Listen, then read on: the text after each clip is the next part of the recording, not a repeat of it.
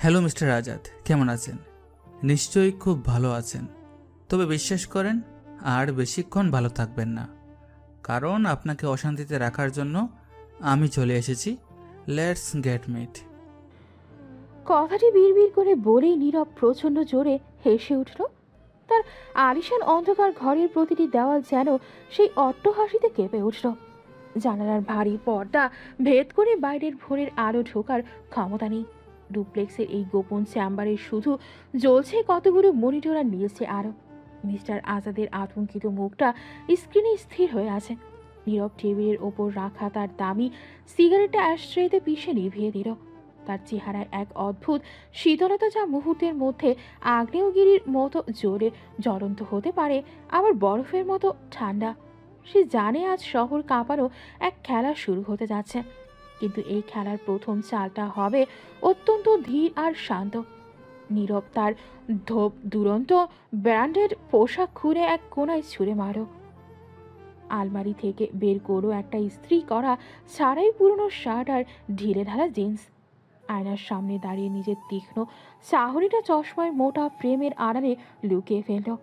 তার চুলের স্টাইল বদলে গিয়ে এখন কপালে ঝুলে থাকা অবিন্যস্ত একগুচ্ছ চুল, যা তাকে একদমই সাধারণ আর লাজুক এক গ্রাম্য যুবকের রূপ দিল। ঘরের গোপন দরজা দিয়ে বেরিয়ে এসে যখন নিচে নামল, তখন তার হাতে নীল রঙের একটা পানির বোতল আর কাঁধে একটা জীর্ণ ব্যাগ।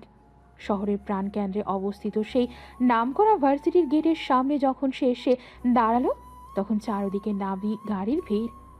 ছাত্রছাত্রীরা সবাই আধুনিক পোশাকে সজ্জিত হয়ে আড্ডা দিচ্ছে। কেউ ভাবতেও পারছে না এই ভিড়ের মধ্যে মিশে আছে শহরের আন্ডারওয়ার্ল্ডের সেই রহস্যময় সম্রাট। ওই দেখ, আমাদের ভার্সিটির মেইন ইন দ্য ভিলেজ আইটেমটা চলে এসেছে। কিরে নীরব, আজকে শহর জয় করে এসেছিস নাকি লাইব্রেরির বই গিলতে? আবির তার দলবল নিয়ে নীরবের পথ আটকে দাঁড়ালো। আবির এই ভার্সিটির ট্রাস্টি বোর্ডের চেয়ারম্যানের ছেলে আর ক্যাম্পাসের ত্রাস। অথচ সে জানেই না, যার সামনে দাঁড়িয়ে সে এই তুচ্ছতাচ্ছিল্য করছে, সে চাইলেই এক লহমায় তাদের পুরো সাম্রাজ্য ধুলোয় মিশিয়ে দিতে পারে। নীরব কোনো প্রতিবাদ করল না, সে বরং মাথাটা আরও নিচু করল, যেন সে প্রচণ্ড ভয় পেয়েছে। তার এই বিনয় আর ভীরুতা সবার কাছে তাকে হাস্যকর করে তোলে। আবির, বাদ দে তো ওসব। ওর চেহারার দিকে তাকিয়েছিস? কেমন ক্ষেত মার্কা চশমা, আর ওই শার্টটা দেখলে মনে হয় গত 10 বছর ধোয়া হয়নি। এই ছেলেটা আমাদের ভার্সিটির মান সম্মান ডুবিয়ে দিচ্ছে। নীরব, তুই কি কথা বলতে পারিস না, নাকি ভয়ে মুখ দিয়ে কথা বেরোচ্ছে না? তোমরা ওর পেছনে কেন লেগেছ? দেখো ছেলেটা কেমন কুকড়ে যাচ্ছে। তবে নীরব, সত্যি বলতে কি, তোমার ড্রেসিং সেন্স একদমই জঘন্য। কালকে অন্তত ভালো কিছু পরে এসো, নয়তো বা আমাদের সামনে এসো না, আমাদের ইমেজ নষ্ট হয়। সাইমার কথা শুনে সবাই অট্টহাসিতে ফেটে পড়ল। নীরব একবার চশমার নিচ দিয়ে তাদের দিকে তাকালো। তার চোখের গভীরে যে প্রলয়ঙ্কারী ঝড় বইছিল তা কেউ দেখতে পেল না। সে চুপচাপ মাটির দিকে তাকিয়ে দাঁড়িয়ে রইল। তার হাত পকেটের ভেতর মুঠো করা ছিল ঠিকই, কিন্তু তা রাগে নয়, বরং তার ভেতরে থাকা এক অদৃশ্য ক্ষমতার দাপট সামলাতে। সে শান্ত পায়ে হেঁটে ওদের পাশ কাটিয়ে লাইব্রেরির দিকে রওনা দিল। পেছনে তখনও শোনা যাচ্ছিল আবির আর তার বন্ধুদের বিদ্রুপের শব্দ। লাইব্রেরির একদম শেষ মাথায় অন্ধকার কোণায়, যেখানে সাধারণ কেউ যায় না, সেখানে গিয়ে বসল নীরব। সামনে একটা মোটা এনসাইক্লোপিডিয়া খোলা থাকলেও তার নজর তার ভাঙা ফোনের দিকে। অথচ ফোনের ভেতর সফটওয়্যার এমনভাবে কাস্টমাইজ করা যে এক ক্লিকে বলতে যাচ্ছে সব। পরিস্থিতি কেমন জানাও?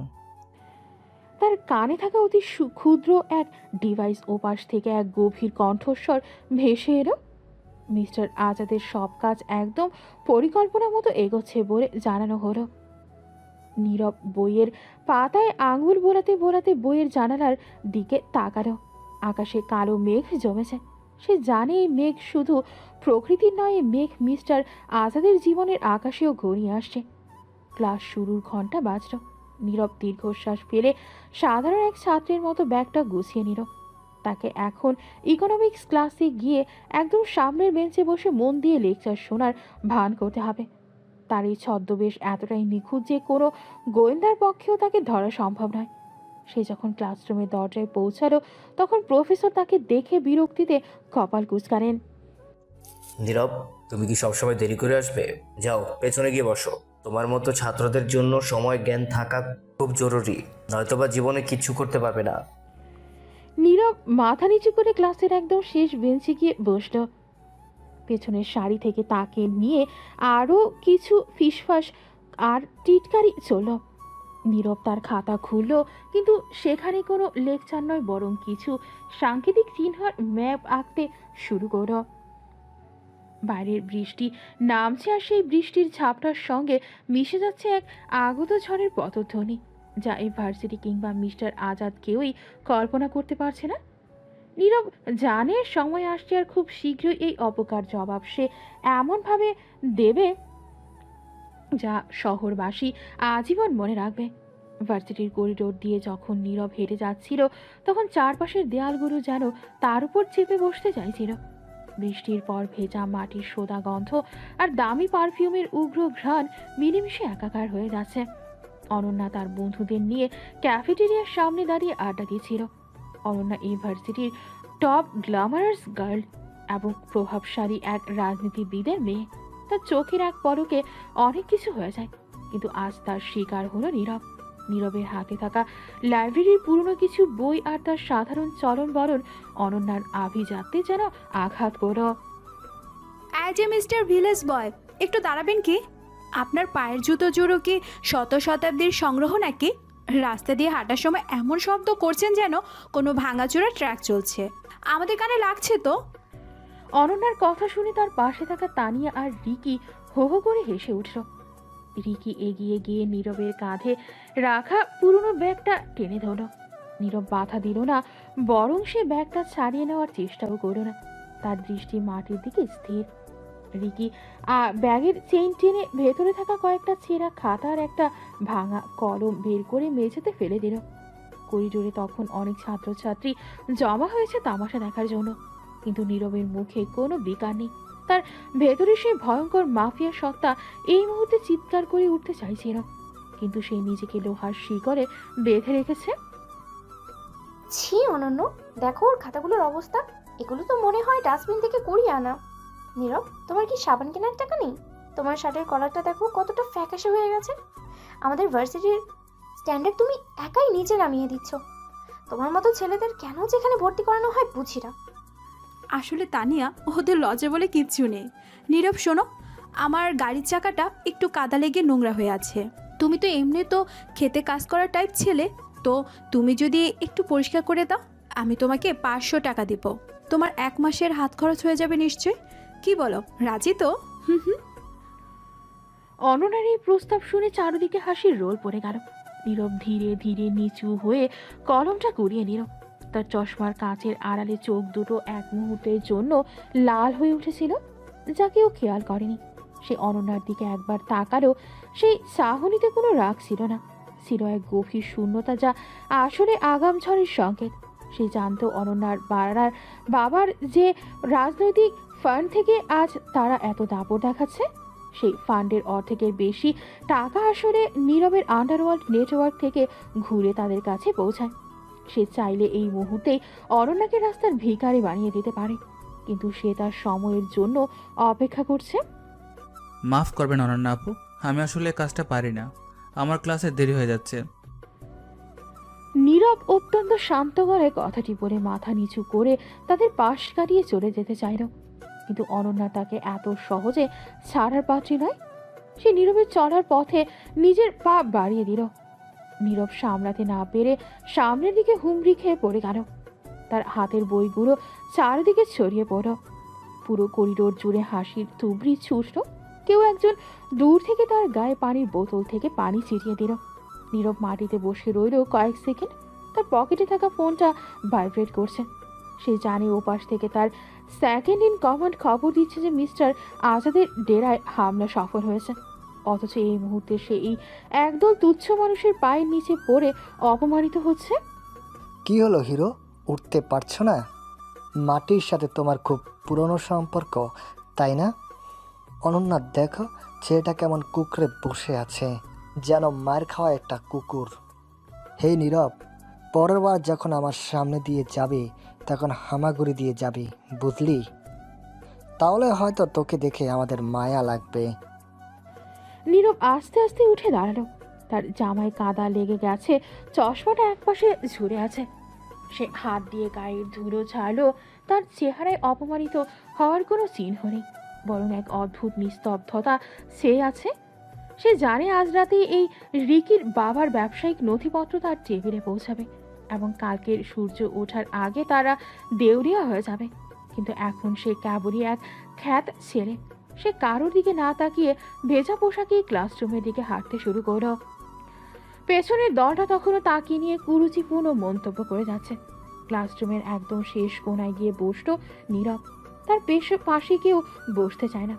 সবাই মনে করে তার শরীর থেকে হয়তো গ্রামের গন্ধ আসে। নীরব তার ফোনটা বের করে ডেস্কের নিচে লুকিয়ে অন করলো। স্ক্রিনে একটা লাল ডট জ্বলছে, যা নির্দেশ করছে মিস্টার আজাদের প্রধান অস্ত্রাগার এখন নীরবের কবজায়। নীরব তার চশমাটা খুলে টেবিলের উপর রাখলো। চশমা ছাড়া তার চোখ দুটো এখন আর সাধারণ কোনো ছাত্রের নয়, বরং এক নিষ্ঠুর শিকারী বাঘের মতো দেখাচ্ছে। সে জানালার বাইরের অন্ধকারের দিকে তাকিয়ে মনে মনে এক অঘোষিত যুদ্ধের ছক কষতে লাগলো, যেখানে অনন্যা, রিকি কিংবা মিস্টার আজাদ কেউই ছাড় পাবে না। তার এই মৌনতা আসলে এক প্রলয়ঙ্কারী গর্জন, যা শোনার জন্য এই শহর এখনো প্রস্তুত নয়। খেলা তো মাত্র শুরু হলো মিস্টার আজাদ, এখন কেবল প্রথম চালটা দিলাম। আর অনন্যা, তোমার জন্য তোলা থাকলো আমার স্পেশাল গিফট। খুব শীঘ্রই বুঝতে পারবে যাকে তোমরা মাটির সাথে মিশিয়ে দিচ্ছিলে সে আসলে এই মাটির নিচের পাতালপুরের রাজা। নীরব আবার তার চশমাটা পরে নিল। তার সেই ভয়ানক চাহনি মুহূর্তেই নিভে গিয়ে আবার সেই লাজুক মুখটা ফিরে এলো। প্রফেসর ক্লাসে ঢুকে লেকচার শুরু করেন। নীরব খাতা ঘুরে আবার সেই সাংকেতিক মানচিত্র আঁকায় মন দিল। বাইরে বজ্রসহ বৃষ্টি শুরু হয়েছে, যেন নীরবের মনের ভেতরে আগ্নেয়গিরির প্রতিচ্ছবি এই প্রকৃতি। পুরো ক্লাস যখন প্রফেসরের কথায় মগ্ন, তখন নীরব ডায়েরির পাতায় মিস্টার আজাদের নামের পাশে একটা বড় লাল ক্রস চিহ্ন এঁকে দিল। ভার্সিটির অডিটোরিয়ামে আজ পা রাখার জায়গা নেই। প্রতি বছরের মতো আজকেও সব থেকে মেধাবী ছাত্রকে বিশেষ সম্মাননায় স্কলারশিপ দেওয়ার অনুষ্ঠান। অনন্যা তার দামি গাউন পরে সামনের সারিতে বসে আছে। তার মুখে এক অহংকারী হাসি, কারণ সে জানে তার বাবা মিস্টার আজাদ চৌধুরী কলেজের ট্রাস্টি বোর্ডের প্রধান। ক্ষমতার জোরে এই সম্মাননা আজ তার হাতেই উঠবে, এটাই সে নিশ্চিত করে রেখেছে। কিন্তু মঞ্চে যখন প্রিন্সিপাল সাহেব মাইক্রোফোন হাতে নিলেন, তখন পুরো হলের পরিবেশ থমথমে হয়ে গেল। নীরবের ছেঁড়া জুতো আর সাধারণ শার্টের দিকে তাকিয়ে অনন্যা তার বন্ধুদের সাথে ফিসফাস করে হাসাহাসি করছিল। এই বছর আমাদের ভার্সিটির ইতিহাসের সবথেকে কঠিন সারপ্রাইজ টেস্ট, আর থিসিস পেপারে যে ছাত্রটি শতভাগ নম্বর পেয়ে সবাইকে চমকে দিয়েছে, তার নাম ঘোষণা করতে পেরে আমি গর্বিত। সে আর কেউ নয়, আমাদের সবার পরিচিত অত্যন্ত মেধাবী ছাত্র নীরব। পুরো অডিটোরিয়ামে এক মুহূর্তের জন্য পিনপতন নীরবতা নেমে এলো। অনন্যার মুখের হাসিটা যেন বরফের মতো জমে গেল। সে তার আসন থেকে প্রায় চিৎকার করে দাঁড়িয়ে পড়ল। তার দু চোখে অবিশ্বাস্য ঘৃণা আর অপমান। চারপাশে ছাত্রছাত্রীরা যারা এতক্ষণ নীরবকে নিয়ে মশকরা করছিল, তারা এখন একে অপরের মুখের দিকে তাকাচ্ছে। নীরব অত্যন্ত ধীর পায়ে মঞ্চের দিকে এগিয়ে যাচ্ছে। তার হাঁটার ভঙ্গিতে সেই একই জড়তার লাজুক ভাব। সে যেন সবার সামনে এক অসহায় বেচারা, যে ভুল করে এই সাফল্যের চূড়ায় উঠে এসেছে। স্টপ দিস ননসেন্স, এটা অসম্ভব। ওই খ্যাত ছেলেটা যে ঠিকমতো কথা বলতে পারে না, সে কিভাবে এই ভার্সিটির সব থেকে বুদ্ধিমান ছাত্র হতে পারে?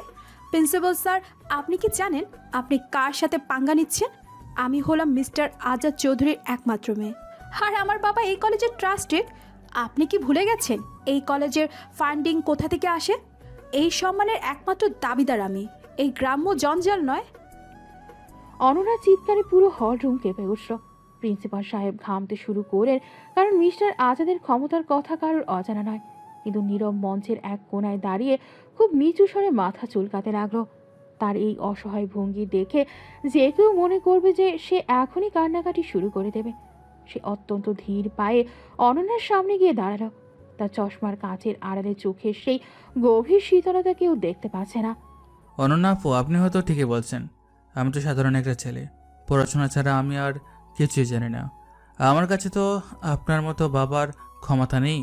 আমি কেবল বইয়ের পাতায় যা লেখা আছে তাই লিখেছি। আপনি যদি চান আমি এই পুরস্কার ছেড়ে দেব। আমি আসলে চাই না আমার কারণে আপনার বাবার মতো বড় মানুষের সম্মান নষ্ট হোক। নীরবের এই বিনয় অনন্যাকে আরও বেশি ক্ষিপ্ত করে তুলল। সে মঞ্চে উঠে এসে নীরবের সামনে দাঁড়িয়ে তার আঙুল উঁচিয়ে শাসাতে লাগলো। অনন্যার চেহারা এখন ক্রোধে লাল হয়ে গেছে। সে সবার সামনে প্রমাণ করতে চায় যে নীরব আসলে তার যোগ্য নয়, কিন্তু সে জানে না যে সে এই মুহূর্তে এক ক্ষুধার্ত বাঘের সাথে খেলছে, যে শিকার ধরার আগে নিজেকে খুব দুর্বল হিসেবে উপস্থাপন করে। তুই জানিস আমি কি? তুই জানিস আমার ক্ষমতা কতদূর? আমার বাবা মিস্টার আজাদ চৌধুরী চাইলে তোকে আর তোর ওই মেধাকে 1 মিনিটে মাটির নিচে পুঁতে ফেলতে পারে। এই ভার্সিটি আমার বাবার ইশারায় চলে। তোর মতো একটা সাধারণ চাকরের ছেলের এত বড় সাহস যে তুই আমার উপরে জায়গা নিবি? প্রিন্সিপাল স্যার এক্ষুনি এই রেজাল্ট পরিবর্তন করুন, নয়তোবা কাল থেকে আপনার এই চাকরি থাকবে না। নীরব এবার একটু কাঁপা কাঁপা গলায় হাসল। সে পকেট থেকে একটা ছোট রিমোটের মতো ডিভাইস বের করলো, যা দেখতে অনেকটা ভাঙা পেন ড্রাইভের মতো। সে অত্যন্ত নিরীহভাবে সেটা প্রজেক্টরের পোর্টে লাগিয়ে দিল। সবার নজর তখন বড় পর্দার দিকে। অনন্যা ভাবলো হয়তো নীরব তার কোনো প্রেজেন্টেশন দেখাতে চাচ্ছে, কিন্তু যা দেখা গেল তাতে পুরো হলের মানুষের রক্ত হিম হয়ে গেল। পর্দায় ভেসে উঠল মিস্টার আজাদ চৌধুরীর গোপন কিছু নথিপত্র এবং একটি অডিও ক্লিপ, যেখানে আজাদের অবৈধ ব্যবসার আলাপে স্পষ্ট শোনা যাচ্ছে। স্যার, আমি আসলে ভুল করে এই ফাইলটা এনেছি। আমি তো ভেবেছিলাম এখানে আমার থিসিসের ডেটা আছে। অনন্যা আপু, আমি সত্যি দুঃখিত। আমি তো জানতাম না আপনার বাবা মিস্টার আজাদ চৌধুরী ব্যবসার আড়ালে এসব অবৈধ কাজ করেন। আমি তো কেবল ইকোনমিক্সের থিওরি দিয়ে এই ফাইলটা অ্যানালাইসিস করেছিলাম। আমার কি খুব বড় ভুল হয়ে গেল স্যার? প্রজেক্টরের স্ক্রিনে থাকা তথ্যগুলো ছিল অত্যন্ত গোপনীয়, যা কেবল দেশের টপ মাফিয়া গডফাদারের পক্ষেই জোগাড় করা সম্ভব। অরণ্যা স্থবির হয়ে দাঁড়িয়ে রইল। তার বাবার সব দাপট আর অহংকার এখন ধুলোয় মিশে যাচ্ছে পুরো ভার্সিটির সামনে। নীরব এখনও সেই বেচারা চেহারা নিয়ে দাঁড়িয়ে আছে, যেন সে কিছুই জানে না। অথচ পর্দার প্রতিটি তথ্য ছিল মিস্টার আজাদের সাম্রাজ্যের পতনের দলিল। অনন্যা যখন কাঁপতে কাঁপতে নীরবের কলার ধরতে গেল, তখন নীরব খুব আলতো করে তার হাত সরিয়ে দিল। অনন্যা আপু, রাগ করবেন না। আমি তো আগেই বললাম আমি খুব সাধারণ ছাত্র। আমার বুদ্ধি কেবল পড়াশোনাতে সীমাবদ্ধ। তবে আপনার বাবার ট্রাস্টিশিপ মনে হয় আর বেশিক্ষণ টিকবে না, কারণ নিচে পদের পুলিশ আর আয়কর বিভাগের লোক চলে এসেছে। আমি কি এখন আমার মেডেলটা নিয়ে যেতে পারি স্যার? আমার মা বাড়িতে বসে আছেন। নীরব অত্যন্ত শান্তভাবে মেডেল আর সার্টিফিকেটটা প্রিন্সিপালের হাত থেকে নিয়ে নিল। সে যখন মঞ্চ থেকে নেমে হেঁটে যাচ্ছিল, তখন পুরো হলের ছাত্রছাত্রীরা তার জন্য রাস্তা ছেড়ে দিল। অনন্যা মঞ্চের ওপর ধপাস করে বসে পড়ল। তার সেই তেজ আর অহংকার এখন কান্নায় রূপ নিয়েছে। নীরব হলের দরজা দিয়ে বের হওয়ার সময় একবার পেছনে তাকালো। তার চোখে সেই চেনা ইনোসেন্ট চাউনিটা 1 সেকেন্ডের জন্য বদলে গিয়ে মাফিয়া গডফাদারের সেই ক্রূর হাসিতে পরিণত হলো। সে মনে মনে বলল, অনন্যা, খেলার তো সবে শুরু। তোমার বাবার ক্ষমতার ভিত্তি তো আমি ছিলাম, আজ সে ভিত্তিটাই সরিয়ে দিলাম। এখন দেখো পতন কাকে বলে। নীরব তার সেই পুরনো সাইকেলে উঠে বসল। প্যাডেল ঘুরিয়ে সে যখন ক্যাম্পাসের বাইরে বেরিয়ে এলো, তখন তার কানে ব্লুটুথ হেডসেটটা বেজে উঠল। ওপাশ থেকে খবর এলো যে আজাদ চৌধুরীর প্রধান আস্তানা এখন নীরবের ছেলেদের দখলে। নীরব কেবল মৃদু হাসল আর সাইকেল চালিয়ে ধীর লয়ে মিলিয়ে গেল শহরের ভিড়ে। কেউ জানল না এই শহরের ভাগ্য বিধাতা এই মুহূর্তে এক ভাঙাচোরা সাইকেলে করে বাড়ি ফিরছে। কলেজের সেই ভরা অডিটোরিয়ামে সবার সামনে যে অপমান অনন্যার হয়েছে, তা তার জীবনের সব থেকে বড় আঘাত। তার দু চোখে এখন কেবল প্রতিহিংসার আগুন আর অপমানে লোনা জল। সে তার দামি স্পোর্টস কারটা ঝড়ের গতিতে চালিয়ে বাড়ির গেটে এসে থামল।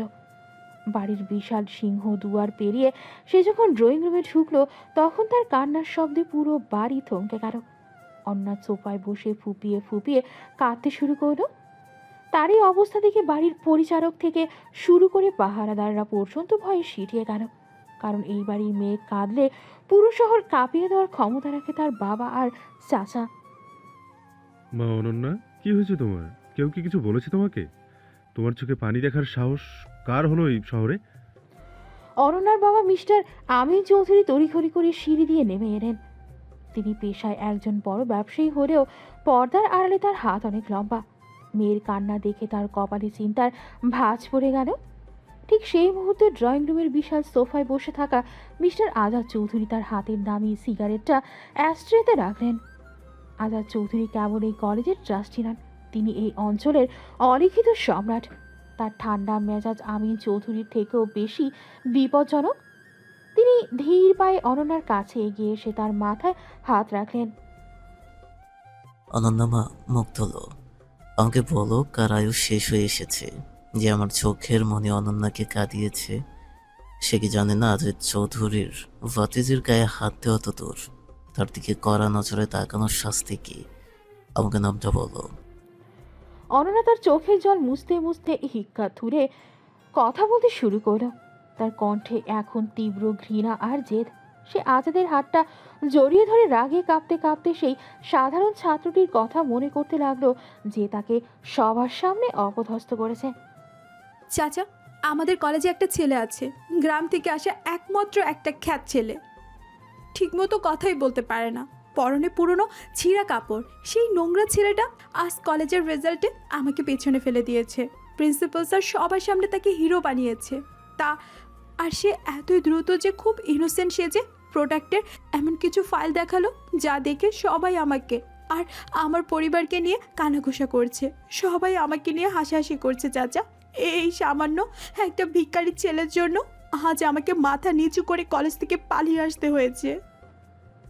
অনন্যার কথা শুনে আমিন চৌধুরীর রক্ত মাথায় চড়ে গেল।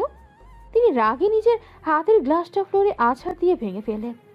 তার চোখে তখন খুনের নেশা। তিনি বিশ্বাসই করতে পারছেন না যে কোনো সাধারণ ছাত্রের এত বড় সাহস হতে পারে। কি বললে অনন্যা? একটা সাধারণ গ্রামের ছেলে আমার মেয়েকে অপদস্থ করার সাহস পেয়েছে? তার এত বড় স্পর্ধা যে এসে আজাদ চৌধুরীর ভাতিজির সাথে টেক্কা দেয়? আজাদ ভাই, এটা তো আমাদের সম্মানের ব্যাপার। কলেজের ছাত্র হয়ে সে আমাদের পারিবারিক নথিপত্র নিয়ে নাড়াচাড়া করে। তাকে তো এখনই শেষ করে দেওয়া উচিত। শান্ত হও আমিন, রাগ দিয়ে কাজ হয় না, বুদ্ধি দিয়ে কাজ করতে হয়। অনন্যা, সেই ছেলেটার নাম কি? সে কি জানে না যে এই কলেজের ট্রাস্টি আমি? আমার দয়ায় এই কলেজ চলে, আর সেখানে বসে কেউ আমারই মেয়েকে অপমান করবে? তার দুঃসাহস তো দেখছি আকাশ ছোঁয়া। সে কি একা, নাকি তার পেছনে অন্য কারো হাত আছে? ওর নাম নীরব, একদম বোকা আর অসহায় সেজে থাকে। দেখে মনে হবে একটা মাছি মারার ক্ষমতাও নেই। কিন্তু চাচা, ও আজ যা করেছে তাতে আমার মান সম্মান সব ধুলোয় মিশে গেছে। সবাই বলেছে আমি নাকি যোগ্য নই, ওই ভিখারি নীরবই নাকি সেরা। আমি ওই অপদত্তকে আর কলেজে দেখতে চাই না। আমি চাই ও যেন দুনিয়া থেকে হারিয়ে যায়। আজাদ চৌধুরী জানালার দিকে পিঠ দিয়ে দাঁড়িয়ে বাইরের অন্ধকারের দিকে তাকিয়ে রইলেন। তার ঠান্ডা মস্তিষ্ক এখন কাজ শুরু করেছে। নীরব নামটা তার কাছে খুব পরিচিত মনে হচ্ছে না, কিন্তু যে ছেলে আজাদের গোপন ফাইলের নাগাল পেয়েছে তাকে তিনি সাধারণ মনে করছেন না। তিনি জানতেন না যে পর্দার আড়ালে থাকা যে মাফিয়া গডফাদারের ভয়ে তিনি গত কয়েকদিন ধরে তথস্থ, সে গডফাদারই আসলে এই খ্যাত নীরব। আচ্ছা, তাহলে নীরব নামের সেই ছেলেটিকে দেখা যাবে। আমিন, তুমি এখনই লোক পাঠাও, আজ রাতেই তাকে তুলে নিয়ে এসো। আমি দেখতে চাই সেই অসম সাহসী মেধাবী ছাত্রটিকে যে আমার মেয়েকে কাঁদানোর দুঃসাহস দেখিয়েছে, আমার কলেজে আমার মেয়েকে অপমান। কালকে সূর্য ওঠার আগেও ওই নীরবের অস্তিত্ব এই শহর থেকে মুছে যাবে। অনন্যা মা, তুমি শান্ত হও। কাল থেকে ওই ছেলেটার তোমাকে ডিস্টার্ব করবে না। অনন্যা মনে মনে হাসল। সে জানে তার চাচার হাতের মুঠোয় পুরো শহর বন্দী। নীরবের মতো একটা নগণ্য ছেলের জীবন এখন কেবল সময়ের ব্যাপার মাত্র। কিন্তু তারা কেউ জানে না যে এই মুহূর্তে নীরব তার ডেরায় বসে মিস্টার আজাদের বাড়ির সিসিটিভি ফুটেজ লাইভ দেখছে। নীরব তার হাতে থাকা ল্যাপটপের স্ক্রিনে আজাদ চৌধুরীর রাগী মুখটা দেখে মৃদু হাসল। সে জানতো এমনটাই হবে। শিকার যখন নিজেই শিকারীর জালে পা বাড়াতে চায় তখন শিকারীর কাজটা আরও সহজ হয়ে যায়। বাহ মিস্টার আজাদ, আমার নামটা তাহলে আপনাদের ড্রয়িং রুম পর্যন্ত চলে গেছে।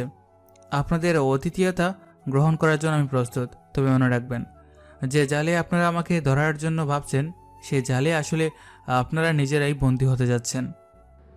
নীরব তার ফোনটা হাতে নিয়ে তার প্রধান সেনাপতিকে মেসেজ করল। প্রস্তুত থাকো, আজ রাতে মেহমান আসবে, তাদের আপ্যায়ন যেন কোনো কমতি না থাকে। নীরব আবার তার সেই মোটা ফ্রেমের চশমাটা চোখে দিয়ে একদম শান্ত ছাত্রের মতো বইয়ের পাতায় মন দিল। বাইরে রাত বাড়ছে আর সেই সাথে ঘনিয়ে আসছে এক প্রলয়ঙ্কারী রক্তক্ষয়ী সংঘাতের মুহূর্ত, যা আজাদ চৌধুরী বা আমিন চৌধুরী কখনো কল্পনা করতে পারছে না। সকালের রোদ আজ ক্যাম্পাসে অন্যরকম এক তপ্ত আভা ছড়িয়েছে। ভার্সিটির গেটে কালো রঙের এক সারি ল্যান্ড ক্রুজার এসে থামল। মাঝখানে গাড়ি থেকে যখন মিস্টার আজাদ চৌধুরী নামলেন, তখন চারপাশে নিরাপত্তা রক্ষীরা শটান দাঁড়িয়ে স্যালুট দিল। করিডোর দিয়ে হাঁটার সময় তার জুতো জোড়ার খটখট শব্দে পুরো ভবন যেন কাঁপছে। ছাত্রছাত্রীরা ভয়ে দুই পাশে সরে রাস্তা করে দিচ্ছে। অনন্যা তার চাচার পাশে দর্পভরে হাঁটছে। তার চোখে মুখে আজ এক নিষ্ঠুর জয়ের হাসি। আজ সে দেখাবে এই ভার্সিটির আসল মালিক কে আর নীরবের মতো তুচ্ছ ছেলেদের শেষ পরিণতি কে হয়। প্রিন্সিপাল সাহেব নিজের রুমের দরজায় দাঁড়িয়ে ঘামছেন। আজাদ চৌধুরীকে এভাবে হুট করে আসতে দেখে তার হাত পা ঠান্ডা হয়ে আসছে। আজাদ চৌধুরী রুমে ঢুকে প্রিন্সিপালের আরামদায়ক চেয়ারটায় দখল নিলেন। তিনি পায়ের ওপর পা তুলে বসলেন আর টেবিলের ওপর রাখা দামি ক্রিস্টাল পেপারওয়েটটা হাতে নিয়ে ভন ভন করে ঘোরাতে শুরু করলেন। তার চাহনি এতটাই তীক্ষ্ণ যে প্রিন্সিপাল সাহেব সামনে দাঁড়িয়ে আমতা আমতা করছেন। প্রিন্সিপাল সাহেব, শুনলাম কাল আমার মা অনন্যা এখানে খুব অপমানিত হয়েছে, আর সেই অপমানের নায়ক নাকি আপনাদের সেই তুচ্ছ গোল্ড মেডেলিস্ট ছাত্র নীরব। আমি সেই ছেলেটিকে একবার সামনাসামনি দেখতে চাই। তাকে এখনই আমার সামনে ডেকে পাঠান। আমি দেখতে চাই তার কলিজা কত বড় যে সে আজাদ চৌধুরীর ভাতিজির সাথে টেক্কা দেয়। প্রিন্সিপাল আর কথা বাড়ানোর সাহস পেলেন না। তিনি পিয়নকে পাঠালেন নীরবকে ডেকে আনতে। পুরো রুমে এক ভারী নিস্তব্ধতা বিরাজ করছে। অনন্যা এক কোণে দাঁড়িয়ে তার নখ খুঁড়ছে, আর তার মনে মনে ভাবছে আজ নীরবের পা ধরে ক্ষমা চাওয়া ছাড়া আর কোনো গতি নেই। ঠিক 10 মিনিট পর দরজায় কড়া নাড়ার শব্দ হলো। অত্যন্ত ধীর পায়ে রুমে প্রবেশ করল নীরব। তার পরনে সেই একই সাধারণ নীল শার্ট, চোখে চশমা, কিন্তু আজ তার হাঁটার ধরনে কোথাও যেন একটা অদৃশ্য আভিজাত্য মিশে আছে, যা আগে কেউ খেয়াল করেনি। মিস্টার আজাদ চৌধুরী পেপারওয়েটটা ঘোরানো থামে স্থির দৃষ্টিতে নীরবের দিকে তাকালেন। তিনি আশা করেছিলেন ছেলেটা রুমে ঢুকে ভয়ে কাঁপতে কাঁপতে তার পায়ে পড়বে অথবা থরথর করে ক্ষমা চাইবে, কিন্তু নীরব যা করল তাতে আজাদের মতো অভিজ্ঞ অপরাধ জগতের সম্রাটে চমকে গেলেন। নীরব সোজা আজাদের সামনে গিয়ে দাঁড়ালো। তার মেরুদণ্ড একদম সোজা, চোখের দৃষ্টিতে এক বিন্দু ভয় নেই। সে আজাদের চোখের দিকে সরাসরি তাকিয়ে একটা মৃদু কিন্তু রহস্যময় হাসি দিল। তার এই স্থিরতা সাধারণ কোনো ছাত্রের হওয়ার কথা নয়। তো তুমি সে বিখ্যাত নীরব, কাল খুব বাহাদুরি দেখিয়েছ শুনলাম। আমার সামনে এভাবে বুক ফুলিয়ে দাঁড়িয়ে থাকতে তোমার ভয় করছে না? তুমি কি জানো আমি কে? এই শহরের মানুষ আমার ছায়া দেখলেও রাস্তা পরিবর্তন করে, আর তুমি আমার চোখে চোখ রেখে তাকিয়ে আছো। তোমার এই স্পর্ধা তো আমাকে অবাক করছে। নীরব কোনো উত্তর দিল না। সে বরং টেবিলের ওপর রাখা সেই পেপারওয়েটটার দিকে তাকালো, যা আজাদ চৌধুরী হাত দিয়ে চেপে ধরে আছেন। নীরব অত্যন্ত ধীর স্থির ভাবে টেবিলের উপর 2 হাত রাখলো এবং একটু ঝুঁকে আজাদের মুখের খুব কাছে চলে এলো। তার এই অদ্ভুত অ্যাটিটিউড দেখে রুমের ভেতরে থাকা অনন্যা আর প্রিন্সিপাল শিউরে উঠলেন। মিস্টার আজাদ চৌধুরী নিজেও ভেতরে ভেতরে কিছুটা অস্বস্তি বোধ করতে শুরু করলেন, কারণ এই ছেলের চোখের গভীরে তিনি এমন এক ধরনের অন্ধকার দেখতে পাচ্ছেন যা কেবল তার নিজের জগতের মানুষের মধ্যেই থাকে। মিস্টার আজাদ চৌধুরী, সম্মান জিনিসটা অর্জন করতে হয়, জোর করে আদায় করা যায় না। আপনি ট্রাস্টি বোর্ডের চেয়ারম্যান হতে পারেন, কিন্তু এই রুমে আমি একজন ছাত্র আর আপনি একজন অভিভাবক মাত্র। আর ভয়ের কথা বলছেন, ভয় তো তারাই পায় যাদের হারানোর কিছু থাকে। আমার কাছে জ্ঞান ছাড়ার কিছু নেই, তাই হারানোর ভয়ও নেই। আপনার পেপার ওয়েটটা খুব সুন্দর, তবে এটা খুব সাবধানে গোটাবেন, কারণ ভারসাম্য নষ্ট হলে তো এটা হাত থেকে পড়ে আপনার নিজের টেবিলটাই ভেঙে দিতে পারে। নীরবের কথাগুলো ছিল যেন তপ্ত সীসার মতো। মিস্টার আজাদ চৌধুরী ভেতরে ভেতরে প্রচণ্ড ইমপ্রেসড হলেন। তিনি তার জীবনে অনেক বড় বড় ডন আর খুনি দেখেছেন, কিন্তু এই 20-22 বছরের একটা সাধারণ ছেলের মধ্যে এমন অকুতোভয় মানসিকতা তিনি আগে কখনো দেখেননি। নীরবের কণ্ঠস্বর ছিল একদম নিচু, কিন্তু তাতে এক অমোঘ কমান্ড ছিল। অনন্যা রেগে গিয়ে কিছু বলতে চাইল, কিন্তু আজাদ চৌধুরী হাত তুলে তাকে থামিয়ে দিলেন। তিনি অবাক হয়ে ভাবছেন, এই ছেলেটা যদি সত্যি সাধারণ হতো তবে তার সামনে দাঁড়িয়ে এভাবে কথা বলার সাহস পেত না। সাবাস, আমি ইমপ্রেসড। তোমার সাহস আছে ছেলে। আমার সামনে দাঁড়িয়ে আজ পর্যন্ত কেউ এভাবে যুক্তি দিয়ে কথা বলেনি। কিন্তু মনে রেখো নীরব, সাহসের সাথে যদি ক্ষমতা না থাকে তবে সেই সাহস আত্মহত্যার নামান্তর। আমি চাইলে এই মুহূর্তেই তোমার ক্যারিয়ার আর তোমার জীবন শেষ করে দিতে পারি। তবুও কেন জানি তোমার এই অ্যাটিটিউড আমার ভালো লাগছে। তবে অন্যায়ের সাথে যা করেছ তার জন্য তোমাকে মাসুল দিতেই হবে। নীরব সোজা হয়ে দাঁড়ালো। সে তার চশমাটা এবার ঠিক করে নিয়ে আজাদের দিকে তাকিয়ে আবার সেই রহস্যময় হাসি দিল। সে জানে এই মুহূর্তে আজাদের পকেটে থাকা ফোনটা বাজার অপেক্ষায় আছে। যেখানে খবর আসবে সে তার সাম্রাজ্যের একটা বড় পিলার ভেঙে পড়ছে। নীরব যেন সেই ফোনের আওয়াজ শোনার জন্যই অপেক্ষা করছে। প্রিন্সিপাল সাহেব কিং কর্তব্যবিমূঢ় হয়ে তাকিয়ে আছেন এই অসম লড়াইয়ের দিকে। মাসুল তো সবাইকে দিতে হয় মিস্টার আজাদ। কেউ আজ দেয়, আবার কেউ কাল। আমি বরং আমার ক্লাসে যাই, প্রফেসর অপেক্ষা করছেন। আর হ্যাঁ, পেপার ওয়েটটা বেশি জোরে ঘোরাবেন না, আঙ্গুলে চোট লাগতে পারে। আচ্ছা স্যার। নীরব অত্যন্ত সাবলীলভাবে রুম থেকে বেরিয়ে গেল। তার প্রস্থানের দিকে তাকিয়ে রইলেন মিস্টার আজাদ চৌধুরী। তার মনে এক অদ্ভুত খটকা লাগলো। এই ছেলেটিকে সত্যিই কেবল একজন তুচ্ছ ছাত্র, নাকি এর আড়ালে লুকিয়ে আছে অন্য কোনো বড় পরিচয়? আজাদ চৌধুরী দীর্ঘ বছরের অপরাধী মস্তিষ্ক তাকে সাবধান করে দিয়েছে। এই নীরব নামের ছেলেটি আসলে একটি ঘুমন্ত আগ্নেয়গিরি, যার উপর পা রাখাটা হয়তো আজাদের জীবনের সব থেকে বড় ভুল হতে যাচ্ছে।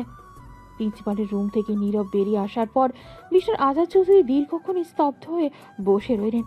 তার হাতের সেই ক্রিস্টাল পেপারওয়েটটা এখন স্থির। নীরবের সেই শীতল চাহনি আর অকুতোভয় কণ্ঠস্বর তার অভিজ্ঞ মগজে বারবার প্রতিধ্বনি হচ্ছে। তিনি জানেন এই শহরে তার সামনে দাঁড়িয়ে কথা বলার সাহস যাদের পুলিশ অফিসারদেরও নেই। আর সেখানে 20 বছরের একটা ছেলে তাকে ভারসাম্য নিয়ে জ্ঞান দিয়ে গেল। অনন্যা পাশে দাঁড়িয়ে রাগে ফুঁসছে, কিন্তু আজাদ চৌধুরী তাকে ইশারায় চুপ থাকতে বললেন। তার মানে হচ্ছে এই সাধারণ আবরণের নিচে কোনো এক গভীর রহস্য লুকিয়ে আছে, যা উন্মোচন করা জরুরি। রানা, ভেতরে এসো। দরজার আড়াল থেকে বেরিয়ে এলো রানা। রানা আজাদের সব থেকে বিশ্বস্ত এবং দুর্ধর্ষ গুপ্তচর, যে মানুষের ছায়ার মতো পেছনে লেগে থাকতে পারে অথচ কেউ টেরই পায় না। রানা আজাদের দিকে তাকিয়ে মাথা নিচু করে দাঁড়ালো। আজাদের চোখে এখন এক অদ্ভুত ধূর্ততা। তিনি রানাকে ইশারা করে কাছে ডাকলেন। রানা, ওই যে ছেলেটা যাচ্ছে, নাম নীরব। ওর নারী বুড়ি সব আমার চাই। ও কোথায় থাকে, কার সাথে মেশে, রাতে কোথায় যায়, প্রতিটি মুহূর্তের খবর আমার টেবিলে থাকা চাই। ও যদি বাথরুমেও যায়, আমি জানতে চাই সে কতক্ষণ সেখানে ছিল। আমার মনে হচ্ছে এই ছেলেটা যা দেখাচ্ছে আসলে সে তা নয়। যাও, ওকে যোগে যোগে রাখো, তবে সাবধান, ও যেন বিন্দু মাত্র টের না পায় যে ওকে ফলো করা হচ্ছে। ও যদি সত্যি কোনো বড় মাছ হয় তবে তাকে জালে তুলতে সময় লাগবে। রানা একটা ছোট মাথা নিয়ে নিঃশব্দে রুম থেকে বেরিয়ে গেল। ওদিকে নীরব তখন ভার্সিটির করিডোর দিয়ে হাঁটছে। তার কাঁধে সেই পুরনো ঝোলা ব্যাগ। সে অনুভব করতে পারছে পেছনে কোনো এক জোড়া চোখে তাকে অনুসরণ করছে।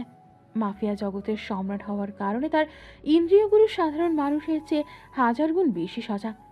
যে আয়নার মতো স্বচ্ছ জানালার কাচের প্রতিফলনে দেখতে পেল রানাকে। রানা খুব কৌশলে ভিড়ের মধ্যে মিশে তাকে ফলো করছে। নীরব মনে মনে হাসল। সে জানত মিস্টার আজাদ চৌধুরী তাকে এত সহজে ছেড়ে দেবেন না। নীরব তার হাঁটার গতি একটু কমিয়ে দিল। সে জানত এখন যদি সে কোনো ভুল পদক্ষেপ নেয় বা তার আসল আস্তানায় যায়, তবে সব শেষ হয়ে যাবে। তাকে এখন পৃথিবীর সব থেকে সাধারণ, সব থেকে অসহায় ছাত্রটি সেজে থাকতে হবে। সে ক্যান্টিনে গিয়ে সব থেকে সস্তা একটা রুটি আর ডাল অর্ডার করল। টেবিলের এক কোনায় বসে সে খুব মন দিয়ে একটা পুরনো ইকোনমিক্স বই পড়তে শুরু করল। রানা দূর থেকে ম্যাগনিফাইং লেন্সের মতো চোখ দিয়ে লক্ষ্য করছে নীরবের প্রতিটি মুভমেন্ট। কিন্তু সে যা দেখছে তাতে সে নিজেও কিছুটা বিভ্রান্ত। রানা দেখেও নীরব তার ভাঙা সাইকেলটা নিয়ে ভার্সিটি থেকে বের হয়ে একটা বস্তি সদৃশ এলাকায় ছোট একটা টিনের চাল দেওয়া ঘরের সামনে থামলো। ঘরটা স্যাঁতসেঁতে আর জরাজীর্ণ। নীরব ঘরের ভেতরে ঢুকে তার গায়ের শার্টটা খুলে দড়িতে টাঙিয়ে রাখলো। সে এক বালতি জল নিয়ে যেই নিজের ঘর পরিষ্কার করতে শুরু করলো। রানার মনে হলো এমন একটা ছেলে কিভাবে মিস্টার আজাদের ফাইলের নাগাল পেল। এটি কি কেবলই মেধার জোর নাকি অন্য কিছু? রানা জানালার আড়ালে লুকিয়ে ছবি তুলছে আর ভিডিও করছে। নীরব জানতো রানা বাইরের ঝোপের আড়ালে লুকিয়ে আছে। সে ইচ্ছে করে ঘরে থাকা একটা পুরনো রেডিও চালালো এবং উচ্চস্বরে পরামুখস্থ করতে শুরু করলো, যেন সে একজন সাধারণ সংগ্রামী ছাত্র যে বিসিএস বা বড় কোনো চাকরির জন্য দিনরাত এক করে দিয়েছে। সে তার দামি স্মার্টফোনটা বিছানার তলায় একটা গোপন খোপে লুকিয়ে রেখেছে। তার হাতে এখন একটা পুরনো বাটন সেট ফোন। সে বারবার সেই ফোনে তার মায়ের সাথে কথা বলার ভান করছে এবং বলছে যে সে খুব কষ্টে আছে, টাকার খুব অভাব। রাত যখন গভীর হলো, রানা দেখল নীরব একটা মোমবাতি জ্বালিয়ে পড়াশোনা করছে, কারণ তার ঘরে নাকি বিদ্যুৎ নেই। রানার কাছে মনে হলো এই ছেলেটা সত্যি একজন অতি সাধারণ খ্যাত ছেলে, যার হয়তো মেধা আছে কিন্তু ক্ষমতা নেই। সে তার রিপোর্ট তৈরি করলো যে নীরব আসলে একজন সাধারণ দরিদ্র ছাত্র ছাড়া আর কিছুই নয়। কিন্তু রানা চলে যাওয়ার ঠিক 5 মিনিট পর নীরবের অবয়ব আমূলে বদলে গেল। নীরব তার বিছানায় তলা থেকে সেই অত্যাধুনিক স্যাটেলাইট ফোনটা বের করল। এক নিমিষেই তার ঘরের ভেতরের দেয়ালের একটা অংশ সরে গেল, যেখানে লুকোনো আছে হাইটেক কম্পিউটার সিস্টেম। সেই স্ক্রিনে দেখলো রানা আজাদের বাড়ির দিকে ফিরে যাচ্ছে। নীরবের মুখে সেই পরিচিত নিষ্ঠুর হাসিটা ফিরে এলো। সে তার সেকেন্ড ইন কমান্ডকে কল করল। রানা ফিরে গেছে। আজাদ চৌধুরীকে বিশ্বাস করানো গেছে যে আমি কেবলই একজন নগণ্য ছাত্র। এখন আমাদের নজরদারি আরও বাড়াতে হবে। আজাদের সব থেকে কাছের মানুষগুলোর উপর নজর রাখো। ওরা ভাবছে আমি ওদের জালে আটকে পড়েছি, কিন্তু ওরা জানে না যে আমি নিজেই এই জাল বিছিয়েছি। আগামী কয়েকদিন আমি ভার্সিটিতে আরও বেশি খেয়ে তার বেচারা সেজে থাকবো। অনন্যা যখন আমাকে অপমান করবে, আমি চাই ওরা যেন আমাকে নিয়ে একদম নিশ্চিত হয়ে যায়। বাঘ যখন শিকার করতে আসে, তখন সে ঘাসের মধ্যে নিজেকে লুকিয়ে ফেলে। আমিও ঠিক তাই করছি। নীরব আবার সব গুছিয়ে ফেলল। সে মোমবাতিটা নিভিয়ে দিল এবং অন্ধকারের মধ্যে তার সে তীক্ষ্ণ চোখ দুটো জলজল করতে লাগলো। সে জানে আগামী কয়েকটা দিন তার জীবনের সব থেকে বড় পরীক্ষা। একদিকে ভার্সিটির সেই তুচ্ছ অপমান আর অন্যদিকে আন্ডারওয়ার্ল্ডের সিংহাসন ধরে রাখা। কিন্তু নীরব দমে যাওয়ার পাত্র নয়। সে জানে কিভাবে নিজের ব্যক্তিত্বকে হাজারো পর্দার আড়ালে ঢেকে রাখতে হয়। কাল সকালে সে আবার সেই পুরনো সাইকেল নিয়ে ভার্সিটিতে যাবে, আবার অনন্যার বিদ্রুপ শুনবে এবং আবার সেই চশমার আড়ালে নিজের ক্রোধকে চেপে রাখবে। কারণ শিকারীর সব থেকে বড় গুণ হলো ধৈর্য। রাত যত গভীর, শহরের আলো নিভে এলেও অপরাধ জগতের অন্ধকার গড়িগুলো এখন জেগে উঠেছে। মিস্টার আজাদ চৌধুরী তার পরিচিত আভিজাত্য ছেড়ে ফেলে সাধারণ একটা পোশাকে ডকইয়ার্ডের এক পরিত্যক্ত গুদামের সামনে এসে দাঁড়িয়েছে। তার চোখে মুখে ভয়ের ছাপ স্পষ্ট। গুদামের ভেতরে টিমটিমে একটা আলো জ্বলছে, আর সেখানে ছায়ার মতো বসে আছেন এক রহস্যময় ব্যক্তি। ওদিকে গুদামের ছাদের খুলগুলি নিয়ে নীরব তার অত্যাধুনিক লিসেনিং ডিভাইস সেট করে সব রেকর্ড করতে শুরু করল। আমি এসে গেছি। চারপাশটা একদম পরিষ্কার, কেউ আমাদের দেখেনি। আপনাকে এইভাবে এই ভাঙাচোরা জায়গায় ডাকার জন্য আমি লজ্জিত, কিন্তু পরিস্থিতি এখন আর আগের মতো নেই। আমাদের উপর নজর রাখা হচ্ছে।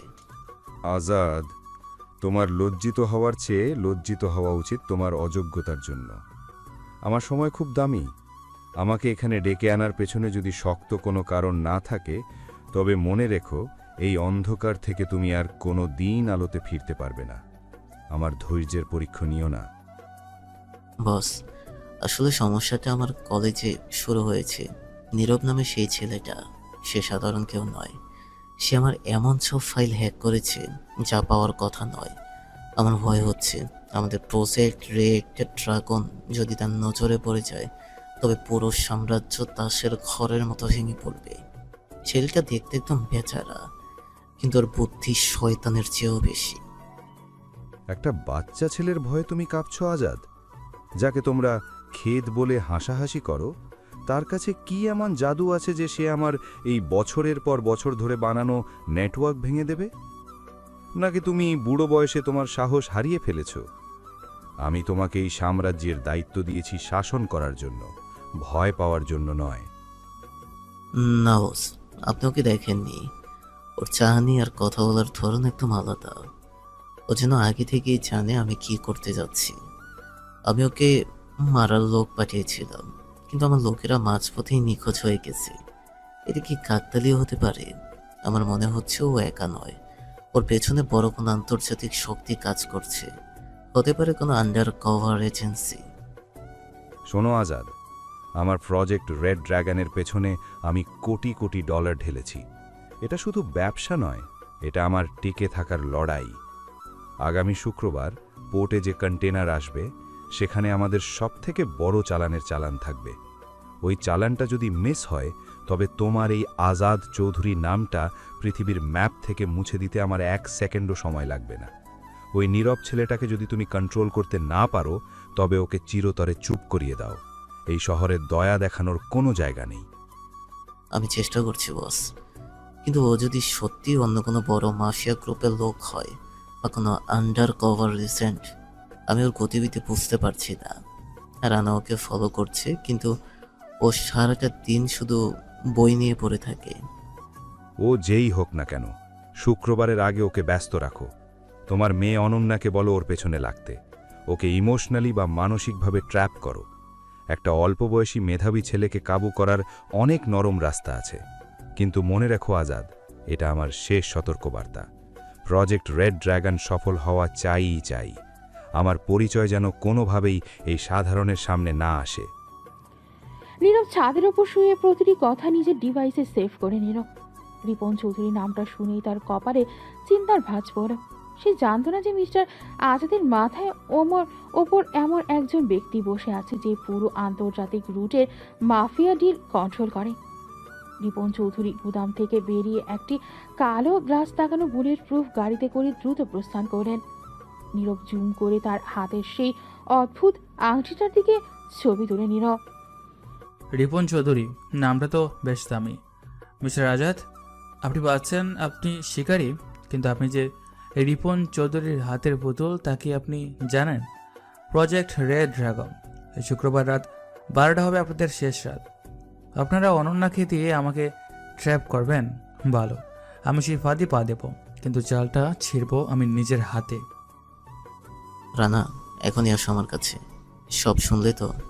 কাল সকালেই অনন্যাকে বলবে নীরবের সাথে এমন নাটক করতে যেন কলেজে অন্য কিছু ভাবার সময় না পায়। ওকে বন্ধুত্বের টোপ দাও, প্রয়োজনে ভালোবাসার নাটক করো। আমাদের শুক্রবার পর্যন্ত সময় দরকার।